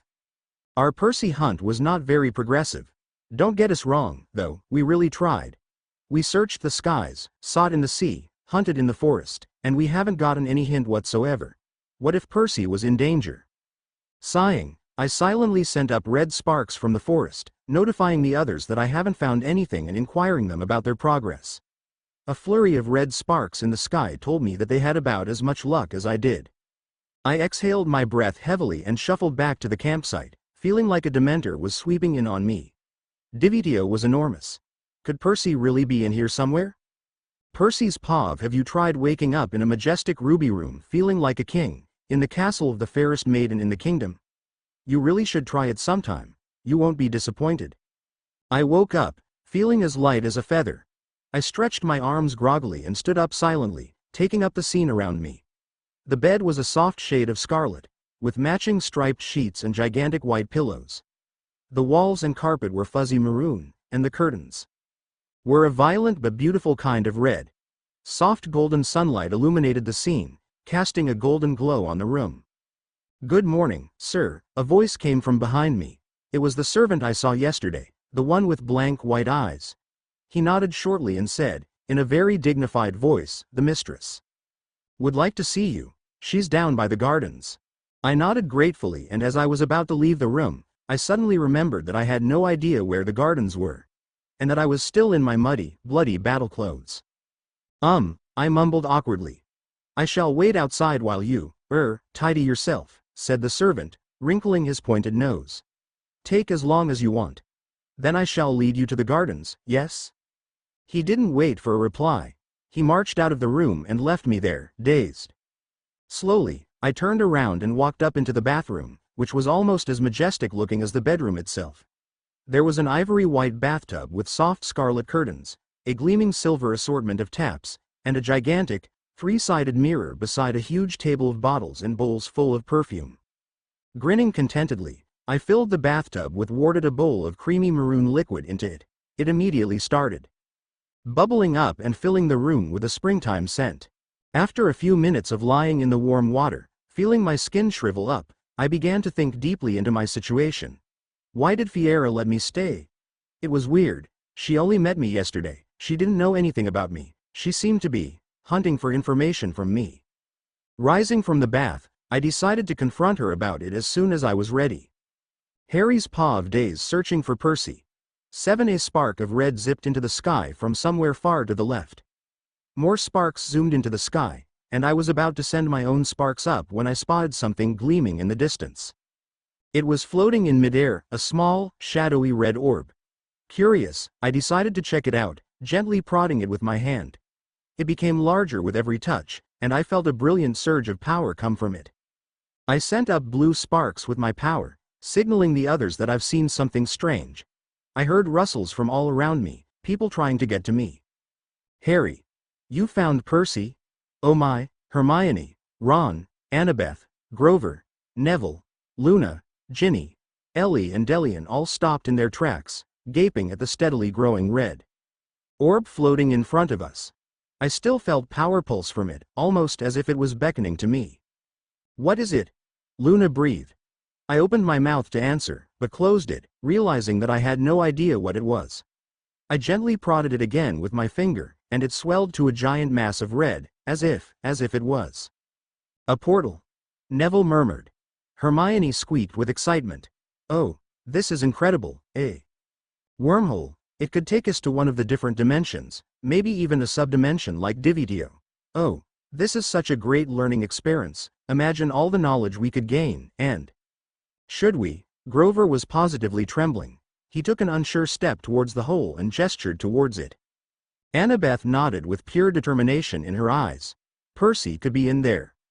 We all nodded fiercely, and slowly walked up to the portal, ready to jump in. But we didn't need to. The portal seemed to sense our presence, and it grew and extended towards us, encasing us in a blood-red veil and swallowed us whole. Percy's paw. I was nervous, and I seemed to have forgotten everything. I was following the servant into the garden, dressed in billowing red robes that looked highly expensive. Rubies were gleaming like built-in brooches on my chest, and there was a golden lining near the hems of my cloak. In short, I looked like a king. Without a crown, that is. We strode out into a sunlit meadow full of blooming roses and other beautiful plants. Fiera was sitting by an immense bush of red flowers, looking perfect.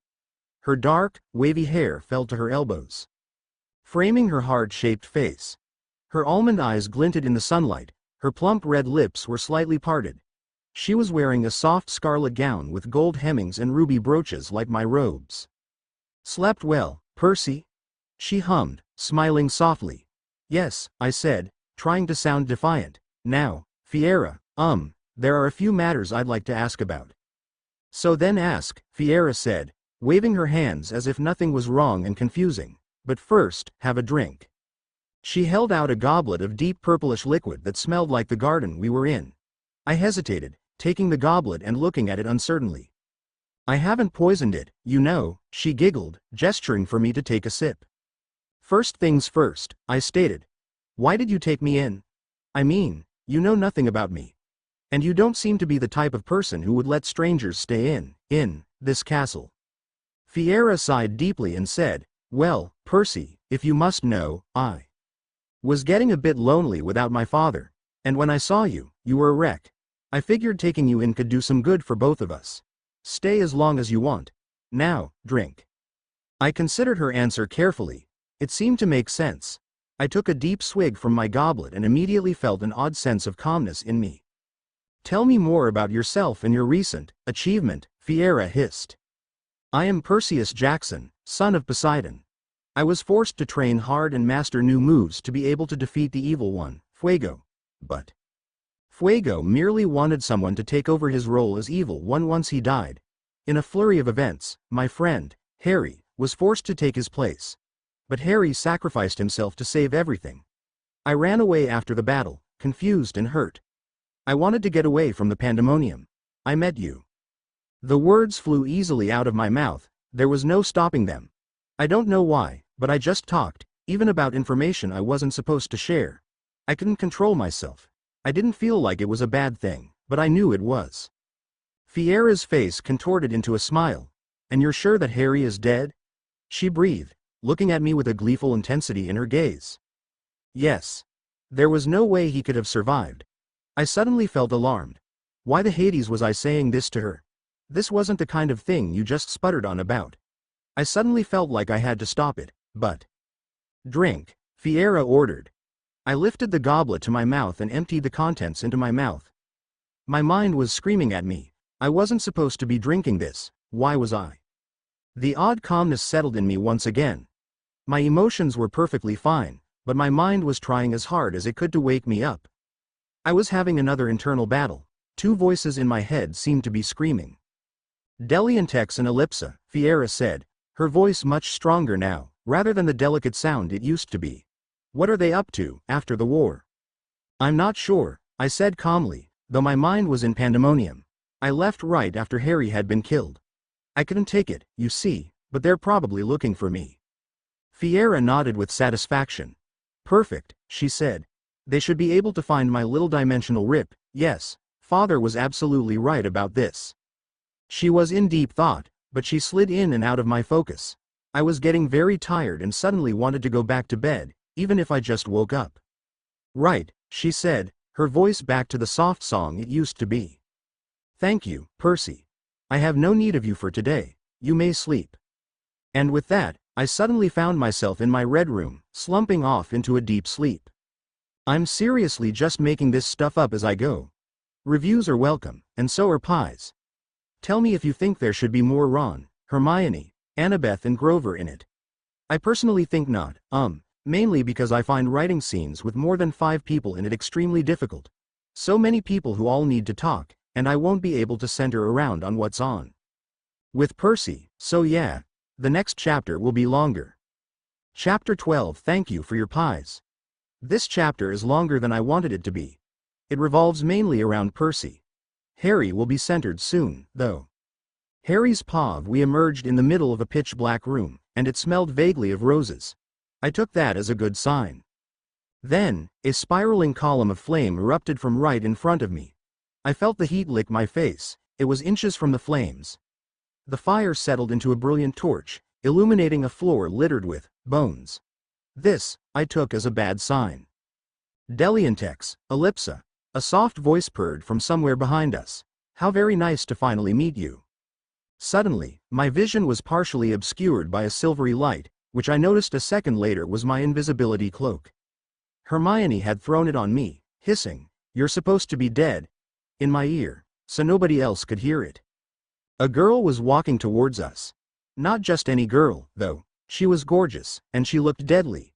She had an evil glint in her eyes and a devious, sly smile. "Who are you?" Ginny asked valiantly, swishing her long red hair behind her. "Fiera," the girl growled, still with that dark smile. "And of course, you all must be, who cares? I am only here for Deliantex and Elipan leave." "What makes you think we will?"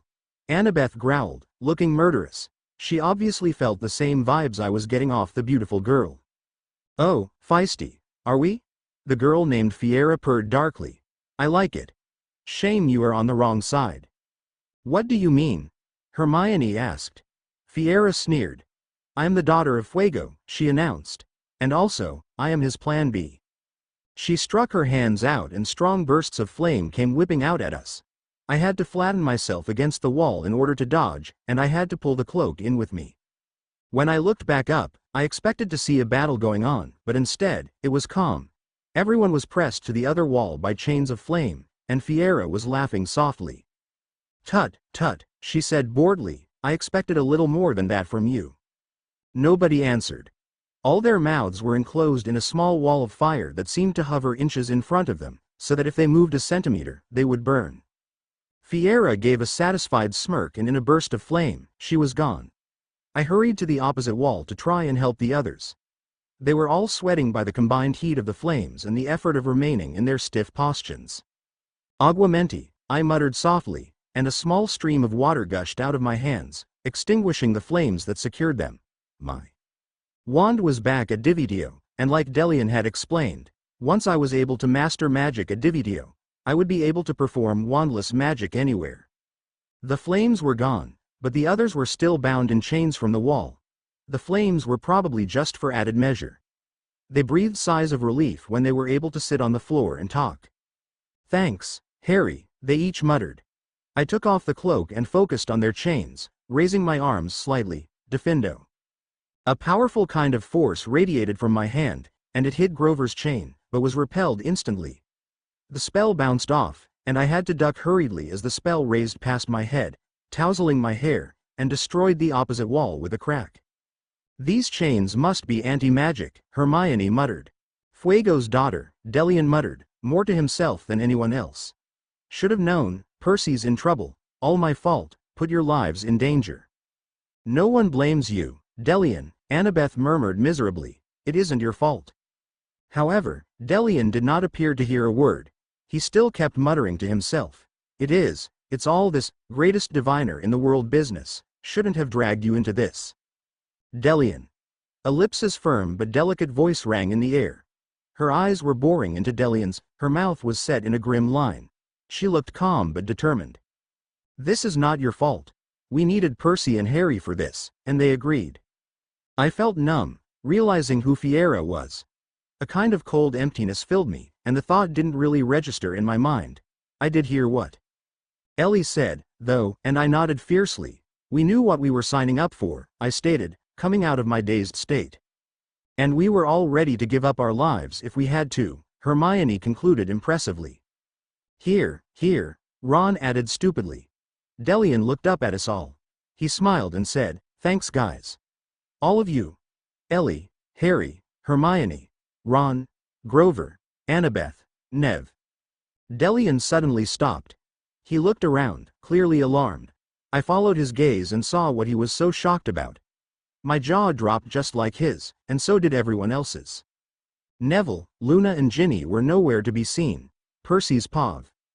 I was floating. I landed in Ellipsis Gardens, alone. Then, a voice, constricted with pain. Please, help me. It was Harry's voice. He was suffering. I had to do something. He was standing about 3 meters away from me. His eyes were streaming tears. He was pleading. His black cloak was stained with shiny red blood. He was reaching out to me. I had to save him. I reached out to save him, but as I drew nearer, a perfectly shaped hand wrenched him away, and he disappeared into the shadows. Fiera was walking towards me, smiling deviously. She was wearing an expression of pure evil glee. Too late, Percy, she hissed in her ethereal, perfect voice. But the voice was dripping in malice and evil. He's gone. No, I bellowed, trying to attack her, but she dodged very quickly. How could you? He was my friend. I thought you were my friend, too. What? Oh, Percy, she muttered in a very bored way. Your condition was perfect. Hurt, raw, and open. What do you mean? I demanded defiantly. She chuckled darkly and said, you gullible little fool. I'll have you twisted around my finger by tomorrow, and when I'm through with Deliantex and Ellipsa. What are you doing to them? I yelled, advancing on her. She merely chuckled again as a reply, and with that, she vanished. I straightened at the speed of light, and cringed as all the blood rushed down to my body from my head. That dream, did it mean something? No, it couldn't have. Fiera was nice, and she needed someone right now. That dream was just relaying my inner emotions, how sad I was about Harry's death, and my suspicions of Fiera that were extinguished when I confronted her earlier. She said that being nice to me could do some good for the both of us, and then, it was all a blur after that. What happened? I just suddenly fell asleep in my room. I'll ask her about it later. I got up and realized that it was almost midday. I straightened up my red robes and walked out casually, bumping into that servant dude with no irises. Master Perseus, he greeted with a curt nod. Follow me to the dining room, it is time for lunch. I followed after him in silence, gazing at the pristine hallways I walked through. The maroon carpet was dust-free. The red curtains perfectly framed the windows that let the golden sunlight fall through. Servant dude bowed me into the dining room, and I saw, to my immense glee, Fiera beckoning me to sit across from her. Hello again, Percy. I smiled sleepily at her and took my seat. The shining silver platter of roasted turkey smelled heavenly, and my mouth was watering, preparing itself to welcome the food into my stomach. Hello, Fiera. How was your sleep? She asked. It was fine, I muttered.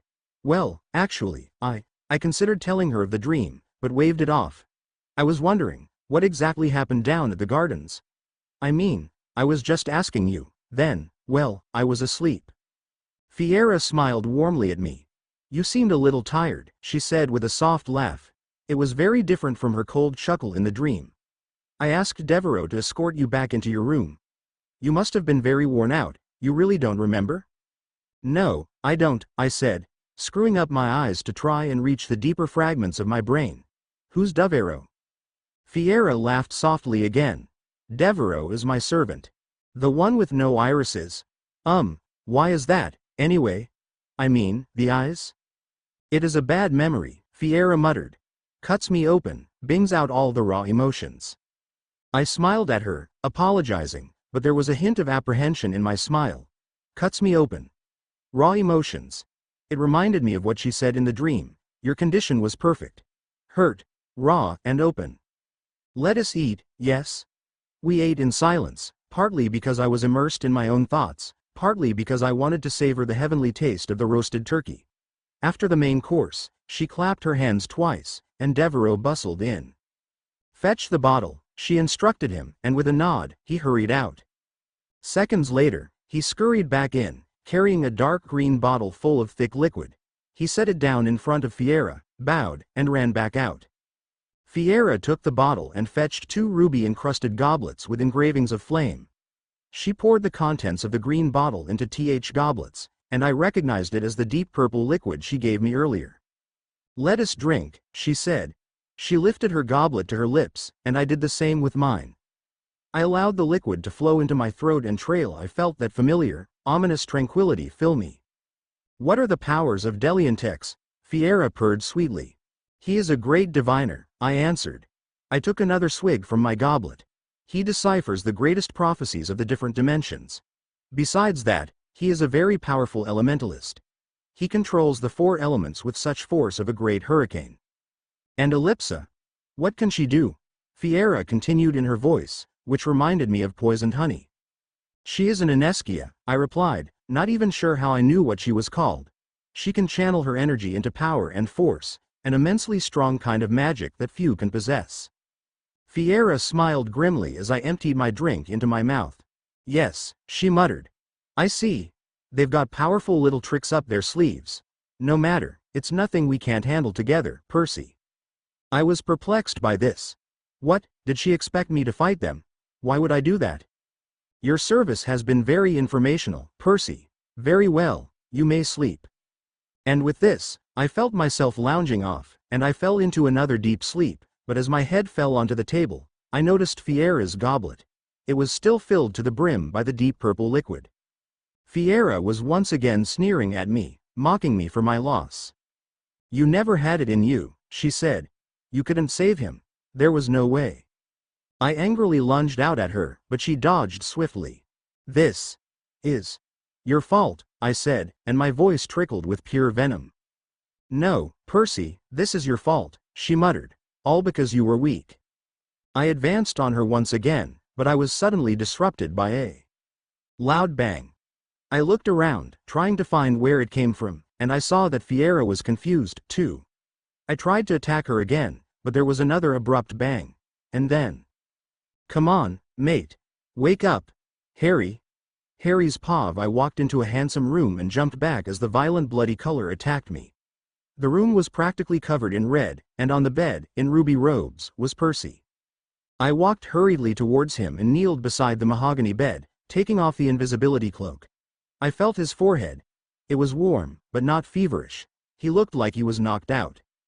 I tried shaking him awake, but it was pointless. He slept on and on and on, and there was no reaction whatsoever. Sighing, I stood up and stretched out my arm toward one of the bedposts, muttering, "Defindo." Bang! The bed semi-collapsed, and Percy stirred, but he stayed asleep. I tried it again, and with another bang, the bed gave way and Percy grunted. "Come on, mate. Wake up." I shoved him. Percy's eyes fluttered open suddenly, and at first, he looked like someone just slapped him with force. He looked at me, gaping, and said, "Is this part of the dream?" I was stunned. I had no idea what dream he was talking about, and I took in his full appearance. He was dressed in expensive, fine robes embroidered with gems, and he smelled faintly of roses. "Harry." I sorted out my shock, which was nothing compared to Percy's. "Hello, Perce," I said, giving him my best smile. Suddenly, all the air was crushed out of me. Percy locked me tightly, but it only lasted for a split second. He held me at arm's length, examining me, making sure if I was really there. How, grinning, I explained to him why I couldn't die, how everyone's loyalty and friendship saved me, how Percy contributed greatly to it, how grateful I was to him. "Wow," he mouthed when I was done. "Yeah," I shrugged, as if Percy didn't just realize I went back to life, for the 3rd time. "This is awesome, Harry," he said, smiling so widely that it was a wonder his lips didn't tear. "Oh, Fiera will so want to meet you. She seems really interested in you, you know." "Fiera?" I muttered, momentarily distracted by Percy's reaction. "Who's Fiera?" "She's beautiful," Percy breathed dreamily. Then it hit me. "Fiera. Daughter of Fuego. Evil Fiera. She attacked my friends. Fiera." "Percy," I said, trying to keep my voice even. On the inside, I was shaking. I was scared. I was confused. But I had to keep a cool head and remain calm. There's something I need to tell you about Fiera. Dun dun dun. What will Percy's reaction be? Who knows? I do. Muahahaha. And so do some of you. Ha ha ha.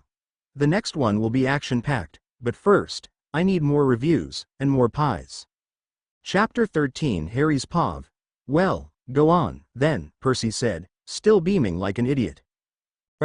Well, don't you think it's a bit dodgy that she just welcomes you into this home, I said, trying to explain it slowly so the message would hit Percy in the face. Not even knowing who you are, and well, you know. Her father's just died, Percy said. Merlin, I wish he'd wipe that stupid grin from his face. She thinks allowing me to stay will do good for both of us, since we've just suffered painful losses, but you're back. She reckons it's good for her, huh? I said, sounding a bit venomous. Her father did die, Fuego died. Yeah, Percy said, still with that idiotic smile. Percy, has anything weird happened here? Anything at all? I asked, desperate for a way for him to see the problem. No, he answered, but he looked thoughtful for a few seconds. Okay, yeah. She asks a whole lot of questions, and usually I wake up, with absolutely no knowledge of how I ended up falling asleep. What kind of questions? I demanded. Dunno, that's what I just said. I can't remember, Percy shrugged. Why are you so interested in her? Dude, I saw her first, I've got dibs, you can't take her. Percy, I said, taking his shoulders firmly and shaking him slightly. I had given up on any form of beating around the bush. She's the enemy. I saw her attack Delian and Ellie and the others, she's Fuego's daughter. Percy looked at me like I just said something like, I'm a pretty princess with a unicorn horn and ickle butterfly wings that take me to the retarded ghetto queen of the sewers of Wonderland. Dude, he said slowly, like he was talking to a particularly slow numbskull. No Fiera's on the good side. I understand why you're all paranoid, I mean, you've just been killed for the third time, and I've got all these nightmares. I am not being paranoid, I yelled, cutting him off. Wait, what nightmares? Nightmares about her being evil, Percy said cheerfully. Dude, you're squeezing the life out of my shoulders. Do you want me to be shoulder lifeless? I let go of his shoulders but continued to stare at him. She is evil, I said. Why not try a bottle of Veritaserum on her? Then she'll tell you herself. Right, he answered distractedly as he dusted off his robes. Yeah. Now come on, follow me. Maybe Devereaux has a sort of potion for you to chill out. And with that, he strode casually out of the room. Percy's Pav. I don't know what Harry's so anxious about. Yeah, I had my suspicions of Fiera, but, I mean, Fuego's daughter. That's far-fetched. Harry's imagination seems to have gotten the better of him. I led him through the castles, looking for Devereaux as I went. I ignored all his warnings and protests. She's evil, Percy, you'll see. Honestly, we should get out of here, Perce. The poor boy must have been really injured when he died. Does that make sense? Percy, listen to me. Harry had a note of irritation in his voice now, and when he looked at me, I felt my insides turn cold at his deadly glare. Ellie, Delian, Hermione, Ron, Annabeth and Grover are all trapped down in a dungeon because Fiera trapped them. And all the coincidences, her father died, that's Fuego. And look all the red, and her flame-like name. Fire, Fiera, Fuego. Connect the dots. Absurd, I muttered. On the inside, though, I was starting to have my doubts and suspicions again. Harry made some very good points, but how can someone as charming and sweet as Fiera be evil? Percy? She stepped out into the hall, and her eyes widened in horror as she saw who I was with. I quickly looked over at Harry, and he too was staring at her in shocked terror. Fiera, my friend Harry, I mumbled slowly. Fiera seemed to take a few herself, staring at Harry. She looked straight into my eyes and said, Harry, you can't mean Harry Potter, you told me he was dead. Yes, I said, entranced by her vivid eyes. They burned with feisty passion, I mean, really. There seemed to be tons of fire in her eyes. I thought he was, but something happened, and he's here. He didn't die after all. Harry looked sleepy, and he was gazing out at an open window.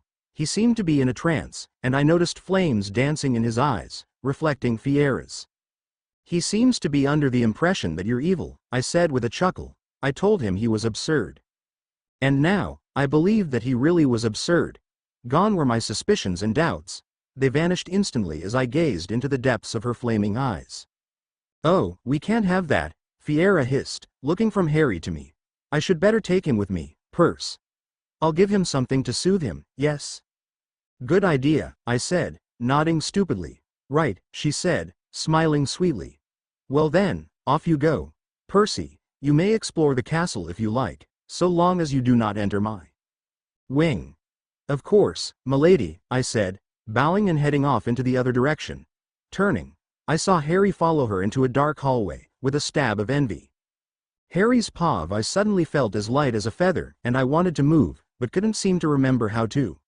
Flames were flickering in her eyes, and that's all I could see.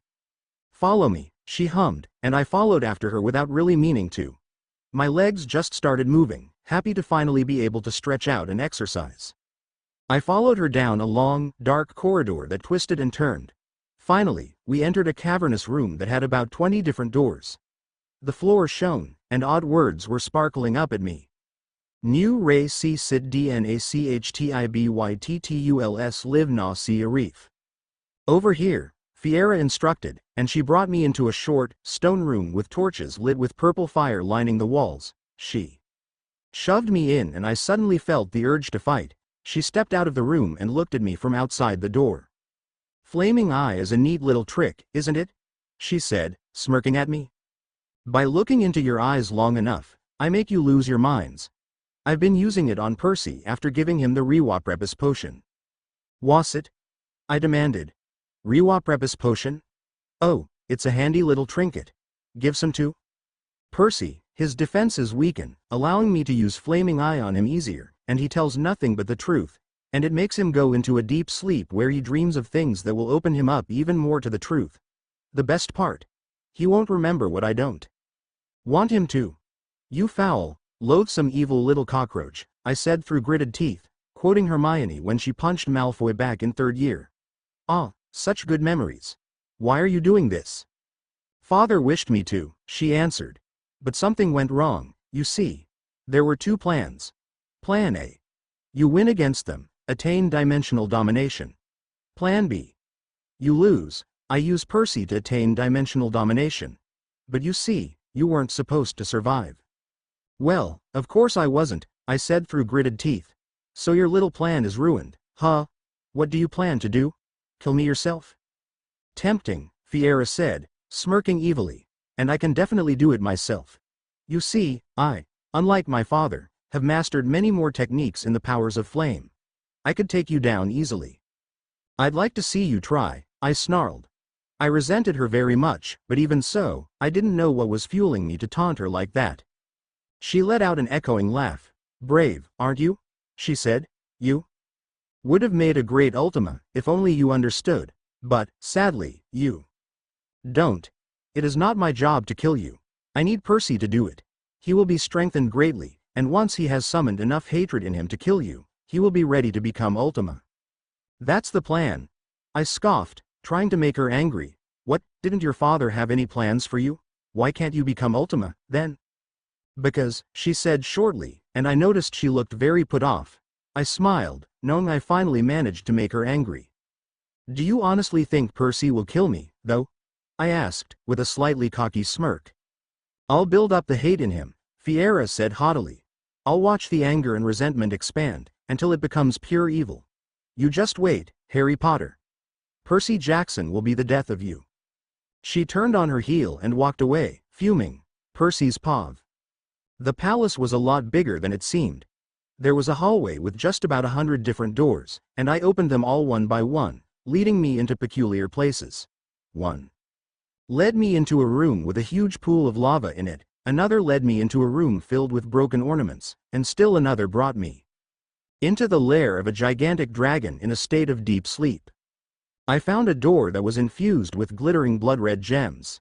Hesitantly, I wrenched it open and found myself in the most interesting room yet. The room was completely empty, except for a huge golden bowl in the middle. One cautiously approached it, and when nothing happened, I tapped it lightly with my finger. A huge blue fire burst from it, causing me to jump a few feet. The flame settled, floating inches above the golden bowl, and danced in a menacing way. A flurry of eerie voices filled the room, calling out to me. Perseus Jackson, Percy, Percy, Percy, son of Poseidon, the natural enemy, Percy, Percy, Percy. Then the voices abruptly stopped, and a single ominous voice spoke out. Flummoxed, befuddled, confused and allied with the worst, Percy Jackson wrongly perused, and therefore he has been cursed. Not with the kind of curse that haunts, one that will despair him evermore. If he gives in to the taunts, he will be rotten to the core. Ignoring his friend's pleads, that was the first strike, twice more, he will need to prevent chaos and the like. The blue fire flickered off and the room was shrouded in a cold, ominous darkness. I stared, transfixed, at the golden bowl. Wondering what it meant, I was painfully reminded of Rachel and her prophecies. Suddenly, a hand wrenched me back, and the last thing I saw before blacking out was strong, red fire. Chapter 14. Sorry for that. Now on with the story. Percy's POV. Floating, floating, floating, we're almost there, Percy, said Fiera, but it was not the gentle, delicate voice I knew. It was menacing, evil, and reeking in malice. Just a few more steps. What do you mean? I demanded, echoing in the darkness. Where are you? Show yourself. Just a few more steps, almost there. All I need is a little more of your happiness. Don't worry, I'll replace it with even more loathing. I'll fill you with the evil ways, and you'll be the greatest Ultima ever. Harry was right about you. I yelled at the darkness. A shrill, evil cackle sounded through the darkness, coming in at me from every direction, as if she was everywhere and nowhere at once. Harry? Yes, he was rather sharp. Not to worry, though. He will be out of the way soon. What are you doing to him? Me. Nothing. You, on the other hand, well, that's a different story. You'll understand soon enough. I woke up in my ruby room, panting. Cold sweat was making my shirt stick uncomfortably to my chest. It was 1 a.m, and my head was in a state of chaos from oversleeping. I had no idea what happened after the room with the sleeping dragon. All these times when my mind was blank, it was driving me berserk. How come I couldn't remember anything? Slowly, I got up and decided to go for a calming bath. The tub was filled with dark blue water, just like the sea. I added a spray of ocean breeze, and I felt like I was home when I submerged myself. Percy. I looked up. The misty figure of my father was floating on the surface of the water. He was looking down at me. I broke the surface, hoping to get to talk to him, but he was gone. Under the water, Percy. I dove back down and looked up at the surface. Poseidon was looking very troubled. Dad? I asked, and a stream of bubbles escaped my mouth. Percy, I have no time, he answered briskly. So I'll be fast. I've come here to warn you. About what? I only have a few seconds left. Percy, know who to trust. Remember who to believe in. Don't let your guard down, and remember never to trust F. With a bubbly poof, my father's face vanished. Dad? Dad, come on. When he didn't return, I broke the surface and tried to analyze what he said. Know who to trust. Don't let your guard down. Never trust. Never trust. Never trust what? Pinching the bridge of my nose, I sunk back into the water. Harry's POV. I had to get the massage to the others somehow. But the question was, how? I tried blasting the walls down, but the spell just rebounded and hit me with powerful force. I was bruised, cut and slightly burnt from my useless spells, but I didn't dare give up yet.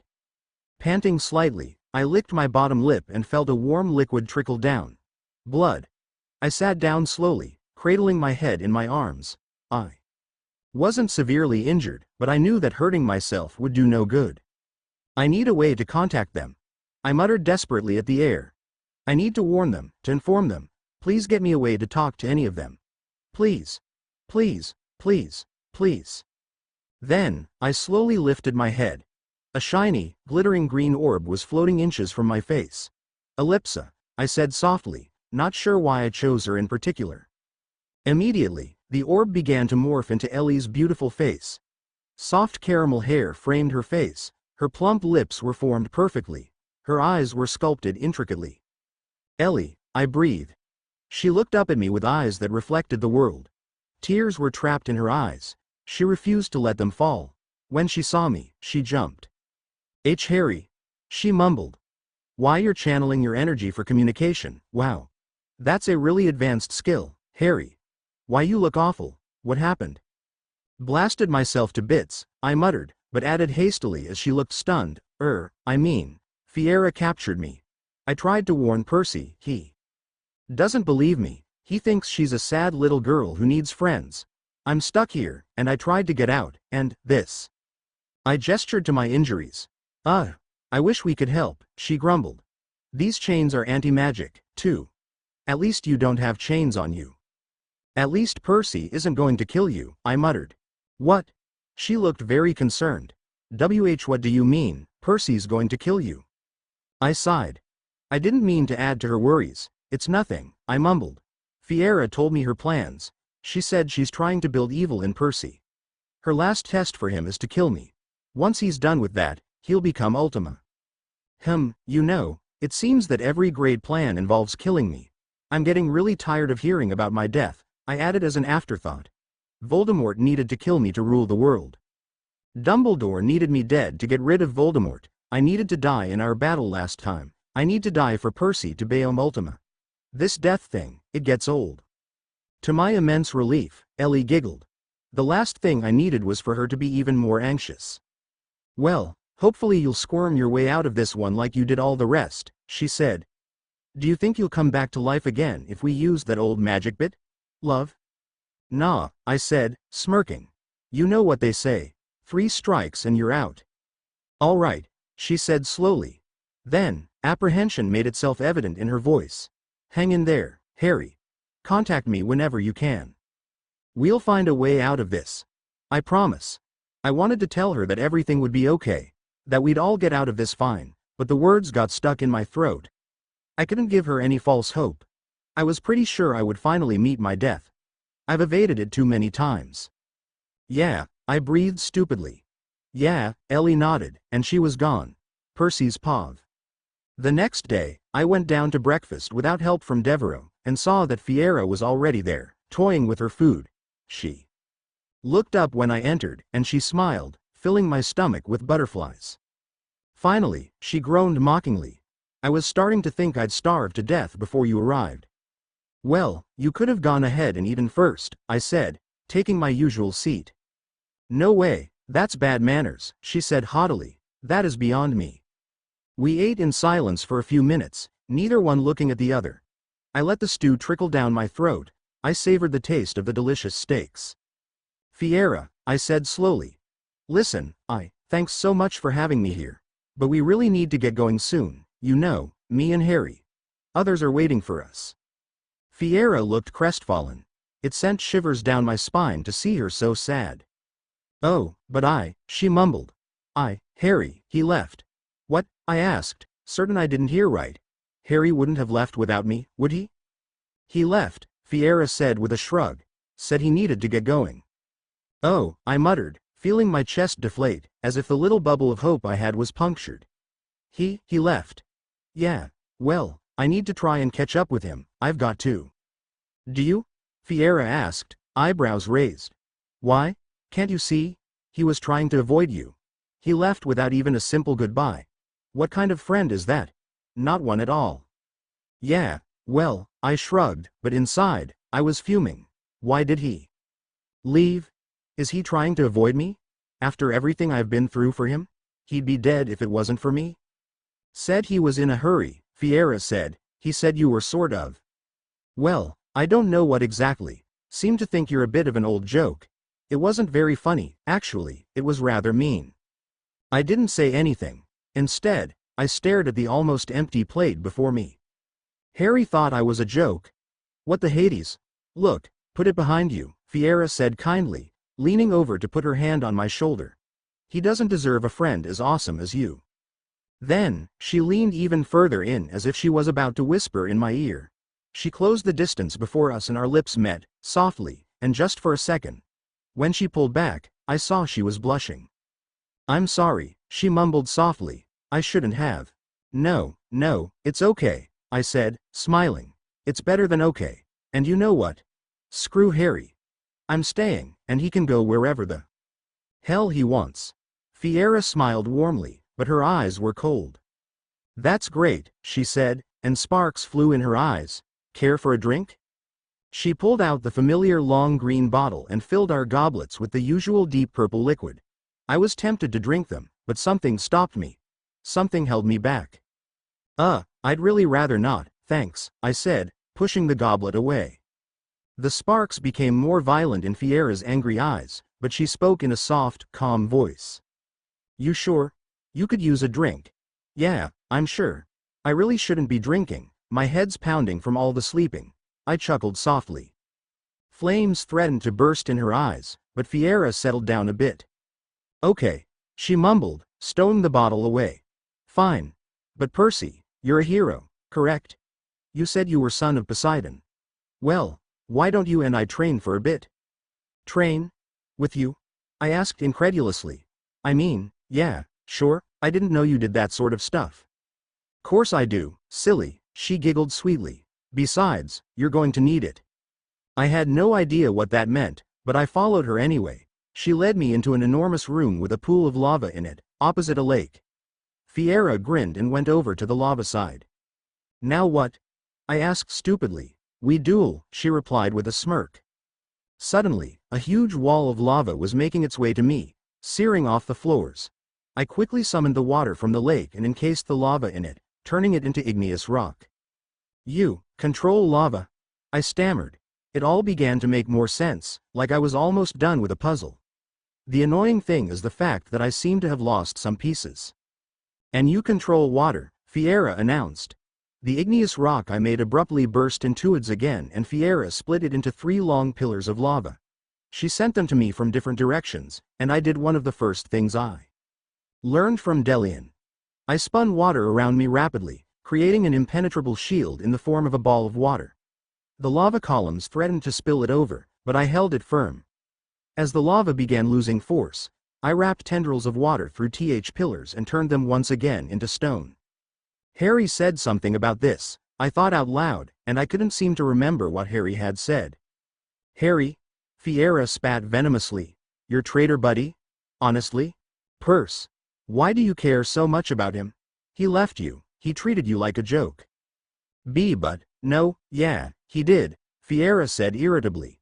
He's just one of those arrogant people who crave to feel superior. Of course, you could choose to go along with it, or you could put him in his place. Fiera raised her arms and thrusted them out towards me, making a huge wall of lava come out at me. I lashed out with a tidal wave, and the 2 tsunamis, lava and water, collided into each other and created a whole lot of steam. Percy, I spun rapidly around. It wasn't Fiera who called me, it sounded like Harry. I searched wildly around for a sign of him, but all I saw was a green light fading away. And then I was surrounded by flames. Chapter 15 Harry's Pav. I shook my head vigorously, trying to shake off the pain that was throbbing angrily above my right eye. Apparently, magical communication is a very draining job. I tried to contact Percy, to try and warn him about Fiera's real objectives, but all I saw was some foggy cloud substance. Steam, maybe. I figured, maybe something went wrong with my magic or something. I honestly had no idea how long I'd been locked up. It seemed like weeks, though it was probably only a few days, or maybe even hours. Well, I guess it was hours, because I wasn't even the least bit hungry yet, or maybe my stomach became numb. And as if on cue, my stomach rumbled. Great timing. I stood up and looked around the dim dungeon, hoping against hope that Fiera provided me with a bit of food to at least keep me alive before Percy kills me. I mean, what good is keeping someone you want to kill if he's just going to die of starvation? Well, quite obviously, Fiera didn't leave me any food. What she left was a packet of sunflower seeds. Oh, joy. I grabbed the packet angrily and ripped it open, knowing perfectly well that sunflower seeds would not sustain me. Instead of popping any into my mouth, I stared at it moodily. Then it turned into treacle tart. Oh, joy, wait, did I do that? Or are these magical seeds that turn into your favorite snack? Who cares, I've got treacle tart. Needless to say, I hungrily reached into the expanded packet and scooped some treacle tart into my mouth. It tasted like heaven. Okay. Maybe that wasn't such a good idea. What would Moody say if he knew I've been eating the enemy's food? Constant vigilance. Yeah, totally helpful. So let's weigh out my options. I can try escaping and blow myself up. I can wait patiently for Fiera to get me and for Percy to try to kill me. I can continue eating this dodgy but delicious food. I can sleep and risk being slaughtered while in dreamland. I can telepathically communicate with someone. Oh, such happy choices. However will I decide? I focused all my energy again, hoping to get to talk to Ellie. I shut my eyes tightly, and felt the familiar warm glow of my energy. Opening my eyes, I saw Ellie's glowing face in front of me, looking slightly scared. Harry, hey, Els, I greeted reassuringly. Fine. I tried to contact Percy, but all that came up was loads of fog. How are you guys doing? Hungry, she mumbled. Something then occurred to me. I grabbed a bit of treacle tart and handed it to Ellie, who looked a bit confused. The confusion gradually melted into gratitude as the treacle tart disappeared from my hand and probably appeared with them. Thanks, she said, smiling sincerely. Where'd you get it? I brought it with me. I lied, deciding it was better not to inform her I found a packet of sunflower seeds in my dungeon that turned into my favorite treat. Good idea, she nodded approvingly. Now, Harry, I want you to relax. You probably shouldn't contact Percy just yet, it's too risky. How about a little training? I don't want to blow Percy up, thanks, I replied, smiling. Good point, what about escaping? And blow myself up? No thank you. Okay, then, what about, she thought hard. Nope, I got nothing. Same here, I said with a nonchalant shrug. I stood up, stretched a bit and observed the dungeons. It looked pretty creepy. How? Ellie asked. I looked at her with my eyebrows raised, so she continued. How are you taking this so lightly? If I were you, I would crumble under the pressure. You're just so put together. I didn't answer her. Instead, I looked straight into her eyes, hoping she'd understand, because I didn't. Truth is, I did crumble. In fact, I was pretty much shattered, but I held the pieces together. I had to, right? I had to. For my friends. For the world. I had to step up and be calm for everybody, or else they'd never have any hope. Plus, I guess I handle it all better, now that I have first-hand experience with death. More times than I would like, thank you very much.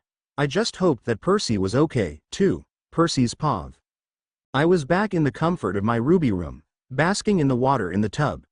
My skin was still bright red from being in close proximity to lava, but the icy cool water soothed the sting. I was really starting to panic here. I mean, how would you react if you blacked out a lot and end up waking up in your comfy room, with totally no idea what happened? This time, though, I remembered what happened. Harry, the damn traitor, left. He tried to avoid the joke known as Percy Jackson. Me. Fiera and I dueled. She controlled lava and I controlled water. And then, that voice. I swear, it was Harry's voice. But, he left, and he thought I was a joke. How? It isn't possible. So yeah, I turned to look at the collar. My vision was slightly obscured by steam, but I saw a hazy green light disappearing. Next thing I knew, fire was all around me and I blacked out. Sighing, I sank lower into the cold water. You shouldn't let your guard down like that. Yeah, I know. Then why did you? Look, let it slide. Okay. I was irritated. Fiera kept badgering me about how easily she defeated me earlier. Well, I couldn't tell her I was seeing hazy green lights calling out to me in Harry's voice, could I? She pursed her lips and stood up from the dinner table, looking intently at me. This is no joke, Percy, she said sternly. This is serious. Why? I demanded, standing up. I'm through with all this, okay? I want to live like any other kid. I want to be normal, just for once. Just to rest a bit. Is that too much to ask? I turned my back on her and stormed out angrily. All this pressure and fighting, it's driving me crazy. Something's wrong, I just feel it. And every day, I feel like something's building up in me. And I grow more irate every day. Something was wrong. I felt it deep inside of me. A monster, raging to come out. Fighting for freedom. And little by little, I was surrendering to it. It was small things. Lashing out at Devereaux, punching walls, blaming Dad, Mom, Delian, Harry. Days came and went. And every time, I heard the monster roar. Do it, Fiera hissed. It was a cold, cruel, seductive whisper.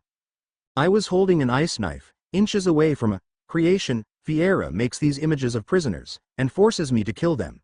Even if they weren't real, it seemed wrong. Do it. A command.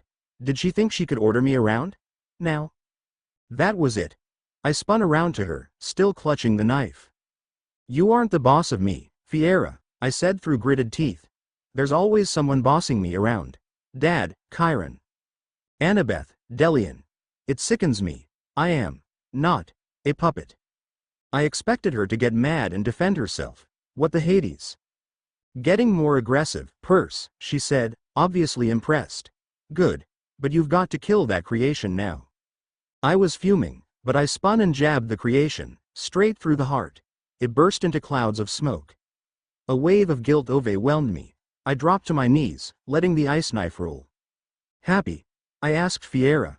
I was barely audible. Yes, very. Suddenly, the guilt was gone. Instead, I was engulfed in triumph, greed, pride, bloodlust. Suddenly, killing wasn't so bad anymore.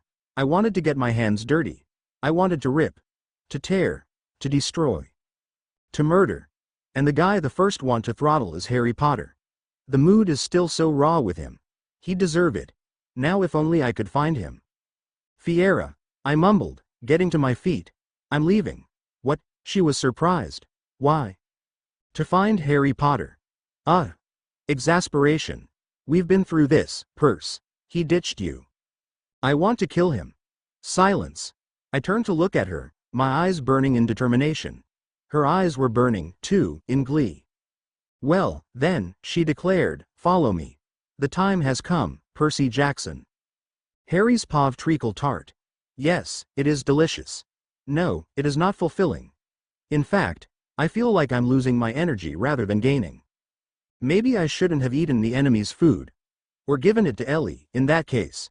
And suddenly, a gruff voice echoed in my head.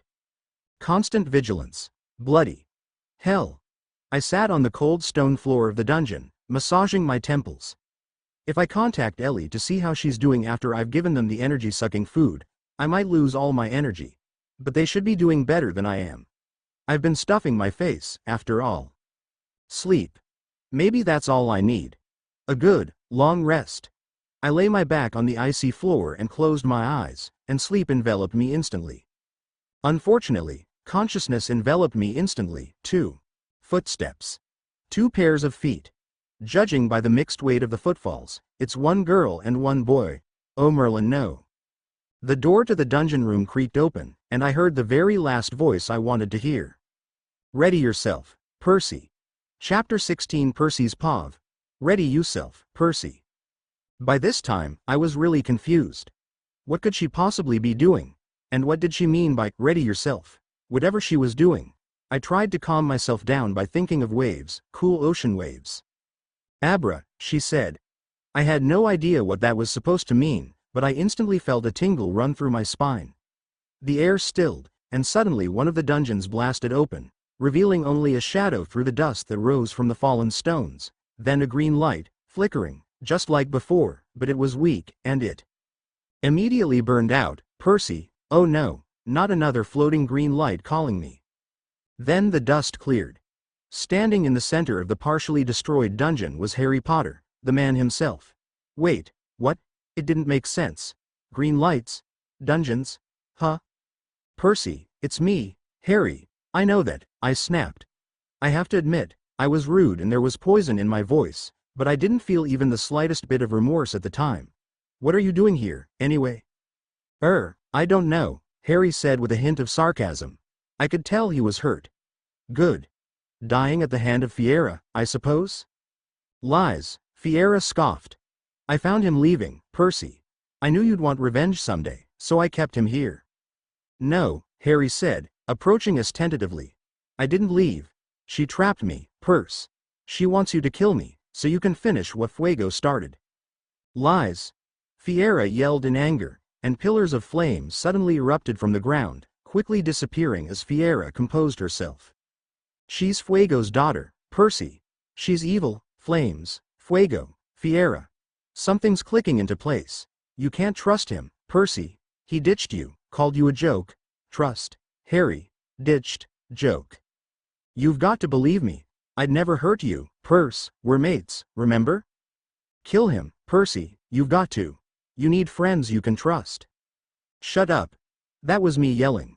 My brain was overloading. I had no idea what to think. Then it became clear. Dad's warning. Harry's warning. He disappeared right when Fiera took him. Fishy, fishy. Well? Fiera demanded. Oh, hell no, whoosh. With a very impressive flourish of my hands, a huge tidal wave flattened the enemy to the wall and covered the poor soul with ice. Percy. No. I swear I'm on your side. It was Harry I attacked. Sorry, Harry. I can't trust you, not after what you did. You left me, and you called me a joke. You never believed in me, no one ever did. They relied on me, sure. But not a single one of them believed in me. They kept telling me, I knew you could do it. They lied. You lied. I'm fed up with all the lies. Percy, no, he said, with a desperation so severe I almost released him, almost. The boy who finally died, I sneered, mocking the boy who lived himself. I raised the biggest dagger I had ever made, preparing for the strike. Wait. Fiera said, stopping my attack. How about we settle this in a funner way? Why not end him now? I countered, glaring at the traitor. End him in a tournament, she said, her eyes shining with glee. Prove to me, Percy, that you really have the power to finish him off, in a battlefield, where both fighters give everything they can. Prove your strength. Prove you're worthy. I lowered the dagger and released Harry from the ice binds, turning on my heel and striding out of the darkness. Tomorrow, sunrise at the tower roof deck, I said, not turning back to look at him. Be there. Harry's paw. What the bloody hell just happened? Wait, no, don't answer that. I know what happened, but I can't believe it. Percy wouldn't fall for something so bleg. And he wouldn't really try to kill someone for leaving. Then again, I know how it feels, abandonment. But still, Percy wouldn't, couldn't, shouldn't, he's my friend, right? This is all Fiera's fault. The bloody fire woman thing addled his brain, and now we have a duel to the death at sunrise. See, this is what we go through to save the world, and stupid muggles and mortals don't even know it. I slammed my fists against the wall, and I felt the blood trickling from my fingers. I didn't care. Ow, okay, now I care.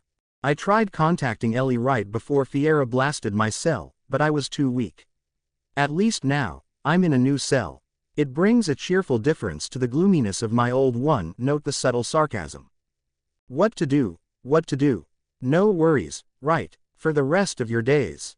I need a problem-free philosophy. Hakuna Matata. What a wonderful phrase. Hakuna Matata. Ain't no. What am I doing?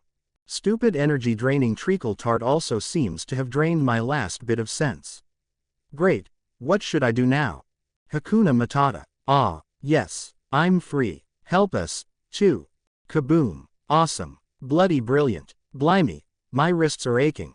Who knew a simple Caligtasan spell could solve our dilemma? What are we waiting for? Let's go find the Two of Destiny. Percy's paw. Pacing, thinking, breaking a stone pillar, pacing, and the cycle continues. 12 of Fiera's stone pillars were broken, there were only 3 left. Honestly, I wasn't sure what was going to happen next. All I knew was that I had to kill somebody tomorrow. Someone important to me, someone who betrayed me and followed a different path. The decision was made. No turning back. I encased my fists in ice and punched down the last 3 pillars, hoping the sky would fall and finish the job. Percy. I turned around and immediately got blonked by Annabeth Chase. And Annabeth, what? Yeah, I admit I was pretty confused. What was she doing here? And Grover too. And Hermione and Ron and Ellie and Delian. Percy, snap out of it. Ellie suddenly said, with a harsh slap to my cheek. Yep, up to this day, it still hurts. What was that for? I demanded. And what are you doing here? And, wait, what? I can't believe you fled the scene, man, Delian said, clapping a hand to my shoulder. Almost thought his cheeks would rip. Glad you're okay. We've been looking for you for ages. Grover added. Ellie slapped me again. Ow, Ellie, I said, backing away from her and rubbing the stinging cheek. Sheesh. Where's Harry? Hermione asked, looking around desperately. Oh, sure. Steer the conversation back to Harry Potter, the boy who lived, the chosen one, the man who conquered, and all that gunk about him. Nobody asks what I've been through, after all. Okay, maybe that was mean. She is his best friend after all. But still. Delian killed him, I mumbled. I couldn't tell them the truth. Not after my decision. I couldn't tell them about the fight. They won't understand. Nobody does. They didn't know what I was about to do, after all. You can't go on with the fight. Delian scolded. I stand corrected. PSH, what fight? I said in a failed attempt at changing the topic. No fight. Now, why don't you head on off to Dividio? I'll catch up with you guys, I'll just finish some business here. We know Harry's alive, Git, Ron said venomously. He led us here to find your sorry ass, because he was worried. Going here was wrong. Now you're going to finish my best mate off. Don't talk to him like that, Grover said. He was very defensive of me, the poor delusional satyr dude. He was my best friend and all, but I didn't need any protection. Oh, wait, he's the protector. He's deranged, Ron yelled, advancing on me. Don't fight, Annabeth reprimanded them, then turned to me. Percy, listen to me. Harry isn't evil. Fiera is messing with your head. She really is the daughter of Fuego, swear. Her voice was pleading, desperate and sad, but I knew what I had to do. I'm sorry, I mumbled. I stomped on the ground and a fresh column of water sprung up from the earth. I willed the water to encase them and pin them against the wall. I could feel Delian fighting back. His force was strong, but he suddenly stopped. I willed the water away and saw them all chained to the ground, with Fiera laughing like a megalomaniac over them. Harry's paw of the wind was cold, slicing through my pale, even paler than normal, skin. My eyes were tired, lifeless. My back ached. I cleaned my glasses on my filthy shirt. Which did not do it any good, might I add. It was the day of the battle. The sky was a dull shade of pearly blue. The sun had yet to shine over the blood-red palace. I didn't get any sleep. I couldn't do anything about it. I was marching straight to my death. I halfway hoped that I would just die this time. Evading death was tiring. I wanted to see Dad again. I wanted to see Mom, to hold her hand, to laugh with Sirius and Remus, to thank Snape and Dobby, to see Fred and Dumbledore. Dumbledore. My purpose on Earth was over. My destiny was fulfilled. I could leave now. I could snuff the candle. I could die. I took a deep, sharp breath, and walked through the open dungeon doors, past a sneering Fiera, past a nonchalant Dovero or whatever his name is. It was then that I decided, I wouldn't fight back. I was ready to meet and greet death. Percy's Pav. Are you ready? Fiera asked, her eyes shining vibrantly red. She was pacing around me, scrutinizing me, sizing me up. Yes. What are you going to do? I inhaled sharply and turned to look at her. I am going to kill the traitor. If you win, Fiera added, continuing her slow pace around me, will you accept the honor, the glory, of being the great Ultima, ruling over the universe and her galaxies with an iron hand, showing no mercy and destroying all in your way? How charmingly tempting. Yes. Good. Her smirk became more pronounced against her features. This is it, Perseus Jackson. This is it. I took another deep breath and walked through the doors, preparing to meet him. Who's him? Well, I wasn't talking about Harry. That's just a tiny clue for you to find out what I'm up to. Check out my DeviantArt. Smileyface.com Chapter 17 Percy's Pav. I hope you all noticed my evasion in the last chapter. Did you realize I never said stuff like, I'm going to kill Harry? Instead, I say stuff like, I'm going to kill the traitor. Did you get that? Delian, Ellie, Annabeth, Grover, Hermione and Ron were all chained to one wall overlooking the battleground. Ron, Annabeth, Grover. Hermione and Ellie were shouting, but Delian looked solemn. Percy, you've got to stop. Snap out of it, Perce. Please. Fiera stood above them on the wall's top. She smiled at me and said, Perseus Jackson, son of Poseidon, prince of the seas, ruler of waters, a man of destiny. I inhaled deeply and took on a ready stance. I looked intently at the spot across the field, where Harry would be emerging. The air was thick. It seemed as if all the stress of the universe gathered at this spot. It seemed as if this was where the worlds would collide. Where everything would end, once and for all. Harry emerged behind the trees. He looked straight at me, giving me a tiny smile and bow. Then he looked at Fiera and glared at her. His eyes finally landed on the captives. He gave them a desperate look, a look that said, "I'm sorry I got you into this. I'll get you out, I promise." He took on a stance similar to mine, and inhaled sharply. Harry Potter, hero of the wizarding world, master of energy, true Gryffindor, a man of destiny. Fiera's lip curled. "Begin." I stomped the ground, and a strong pillar of water burst out from underground, smashing everything in its way. Harry brought his hands upward in a silver light that looked like a blade sliced through my wall of water. It flew straight at me, and I dodged it, sending a flurry of ice knives at him. With a wave of his hands, the ice knives evaporated just as they were about to pierce Harry's skin. I sent a blast of icy water at him, and he blocked it with a green shield of energy. "Fight back!" I yelled at him. "Fight back, you coward, fight back!" Harry's pav. "Fight back! Fight back, you coward, fight back!" Weren't those the exact words I yelled at Snape, say, 2 years ago? Well, I admit I said I wouldn't fight back, but dying is harder than it looks, especially if you're me. My brain is hardwired to defend myself whenever I need to, or when I'm attacked. So yes, I am being attacked. I wasn't going to attack, though. Offensive is very different from defensive. He punched the air and the moisture in the air condensed around his arm, forming an ice gauntlet with spikes, kind of like Wolverine's claws. He did the same with his other arm and looked straight at me. Well, I smirked at him. He snarled. He ran towards me and slashed at my face, but I leaned slightly to the right. The spikes cut right through my left shoulder, the exact spot where I was hit by Delian long ago. The pain was numbed by the cold, but somehow that made it quite a bit worse. I saw a look of horror flicker in Percy's countenance, as though he remembered the fight, as though he still cared about morality and all that which is codswallop to him now. I closed my eyes and let the icy pain engulf me. I let a soft chuckle escape my lips, feeling the tingle through my body as I did. It was definitely a terrifying and painful sensation, but I actually liked it. I was probably off my rocker. Had all the stress finally caught up to me? Well, I didn't care. I was going to die anyway. So, stress, I'd like you to meet my good friend Death. But then something totally unexpected occurred. Percy raised his spiky gauntlet to the skies, and brought it down hard, on his very own gut. My vision went blurry.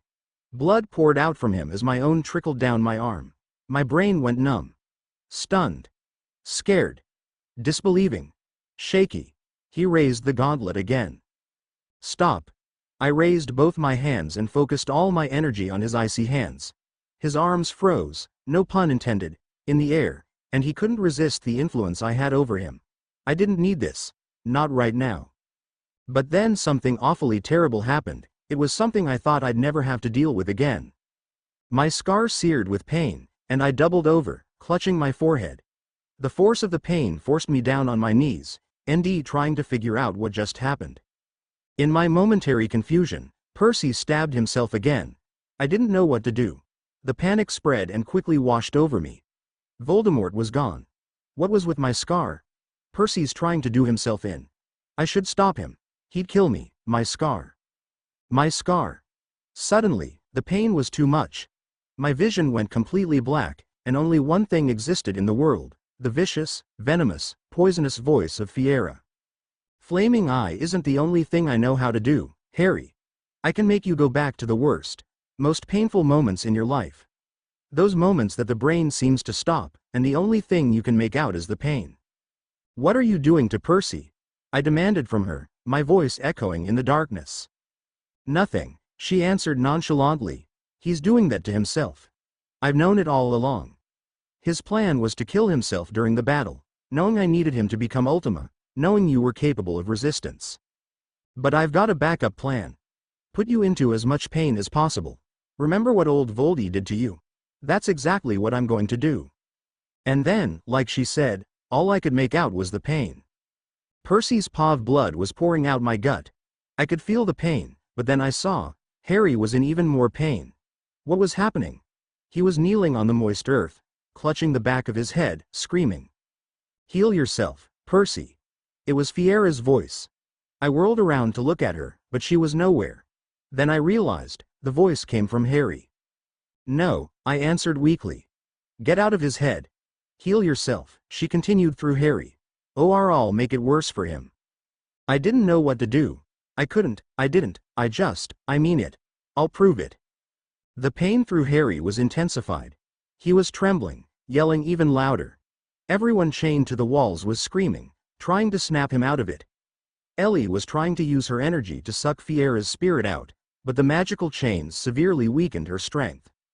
Reluctantly, I forced water through the earth and placed it over my ribs, healing every bit of teared flesh. Harry laughed, then screeched, forcing Harry to yell out in pain and fall over. "No," I yelled. "Get out of him, right now, kill him." Wait, what? Did she honestly believe I would do that? Kill him. Or I'll make it worse for him. I'll make it more painful and longer. Besides, I'm inside his head. You kill him means you kill me. Yeah, right, I spat. Like you'd ever do that to yourself, you stuck-up little bye. I mean it. Kill me. I'm fine with that. Just prove to me you have it in you. No way, I yelled back. I'm not stupid, Fiera. You know what's going to happen if I kill him. He dies. I become Ultima, trapped in that terrible position of power. You'd escape the moment before my attack hits, you'd wreck the worlds. Wise, Perseus. Very wise, Fiera, Harry said, but you know it makes sense. Suddenly, Harry shot up from the ground. He was looking up at the sky, screaming in pain. His eyes were pure white. No brilliant green emerald irises. He was trembling so bad, it looked like he was on one of those massage chairs. He dug his nails into his scalp. No, I yelled. I ran over and grabbed his shoulders, trying to shake Fiera out of him. I didn't know what to do. There was no way out. The best option was just to kill myself and get it over with. That way, both contenders for Ultima would die, and Fiera could be defeated by Delian, Ellie, Annabeth, Grover, Hermione and Ron. I just had to release them first. How? Well, it turns out I didn't need to. Harry's paw. Pain. That was all in my brain. I wanted it to end, but I could still get traces of words from the outside, and it seemed to me Fiera was at a tiny advantage. She had us trapped in a one-way-out plan. The only way out was death, and then something incredibly strange occurred. I heard Percy, in his head, thinking to himself. I have to release the others, then kill myself, but how do I break the ropes? Gah, this is awful. I sent a message to him telepathically, hoping against hope that it would work. Leave that to me, Percy. You ready for this? I could tell he was confused by how I was able to do that. But he also knew there was no time to explain, not that I could explain at all. I had no idea what was actually going on. All right. Let's do this. You sure? Yeah, I'm sure. You? Hey, I'm supposed to be the boy who finally died, remember? Ha ha ha. Go.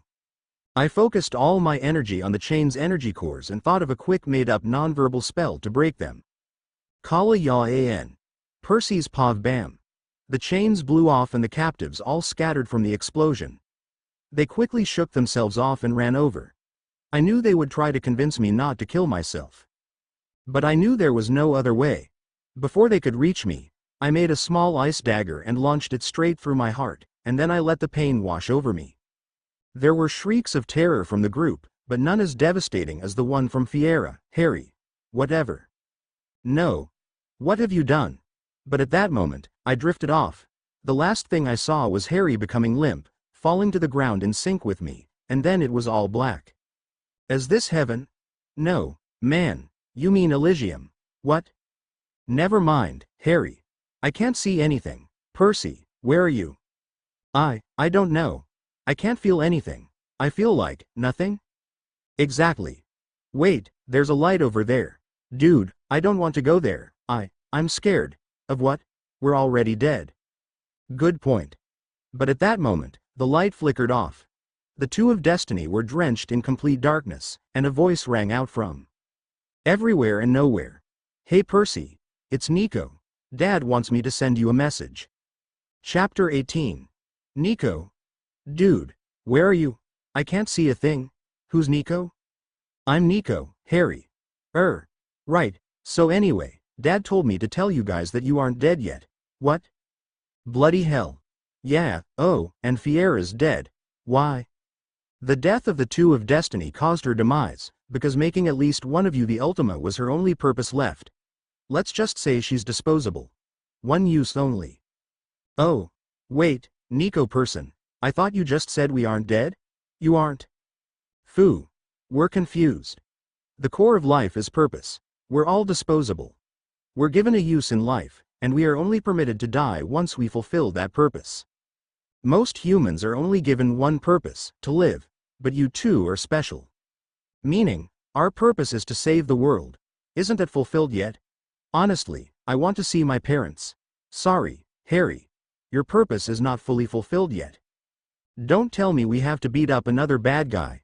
Kronos and Fuego and Fiera were enough. Voldemort, too. You are given one final purpose. To live. Each and every one of us is given that purpose. You two never really got the chance. So it's given to you now. You sound all wise and stuff. Shut it, Percy. There's another light. Go to it. Return to the living. And Harry, you'll meet them someday, I promise." "Thanks." Chapter 19. Harry and Percy moved, floated, mostly, towards the growing light. As soon as the warmth touched their essences, they felt themselves solidifying, their souls compacting into their bodies. The next thing they felt was pain. "Bloody hell," Harry muttered. He massaged his scar, trying to numb the stinging. He sat up and was immediately suffocated by a forest of bushy brown, vivid red, creamy caramel and bright blonde. "Harry, you're alive. If you ever scare me like that again, mate, I think I'll kill you myself." "Hey," Percy said, sitting up and using an arm to prop himself up. "I'm alive, too, you know." Suddenly, he, too, was surrounded by the assorted hair colors. "Percy. Oh my gods, seaweed brain, don't ever do that to us again." They're both alive. After the main shock subsided, the two of destiny were able to explain what Nico told them, amazing everyone and bringing smiles to the of life as living, Annabeth said with a calculating look in her stormy gray eyes. "That actually makes sense." "It does," Hermione agreed. "It provides sufficient evidence for the life of many heroes who were in fatal situations." "Well, what are we waiting for?" Ron said, helping Harry to his feet. "They've assigned us a mission we must take." "To live?" Grover asked. "That's a mission I'd love to take. What I don't understand, though," Harry voiced, "is why Percy and I were able to communicate with each other telepathically before I freed you guys." "I can answer that," Delian answered, giving them a mischievous smile. "There's something I haven't told you guys." "And what's that?" Percy asked. "You two are connected. You're kind of brothers, in a way.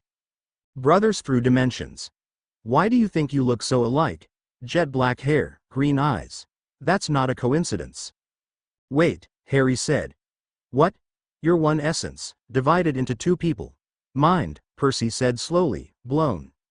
The two of destiny looked at one another skeptically, unsure what to think of that new tidbit of information.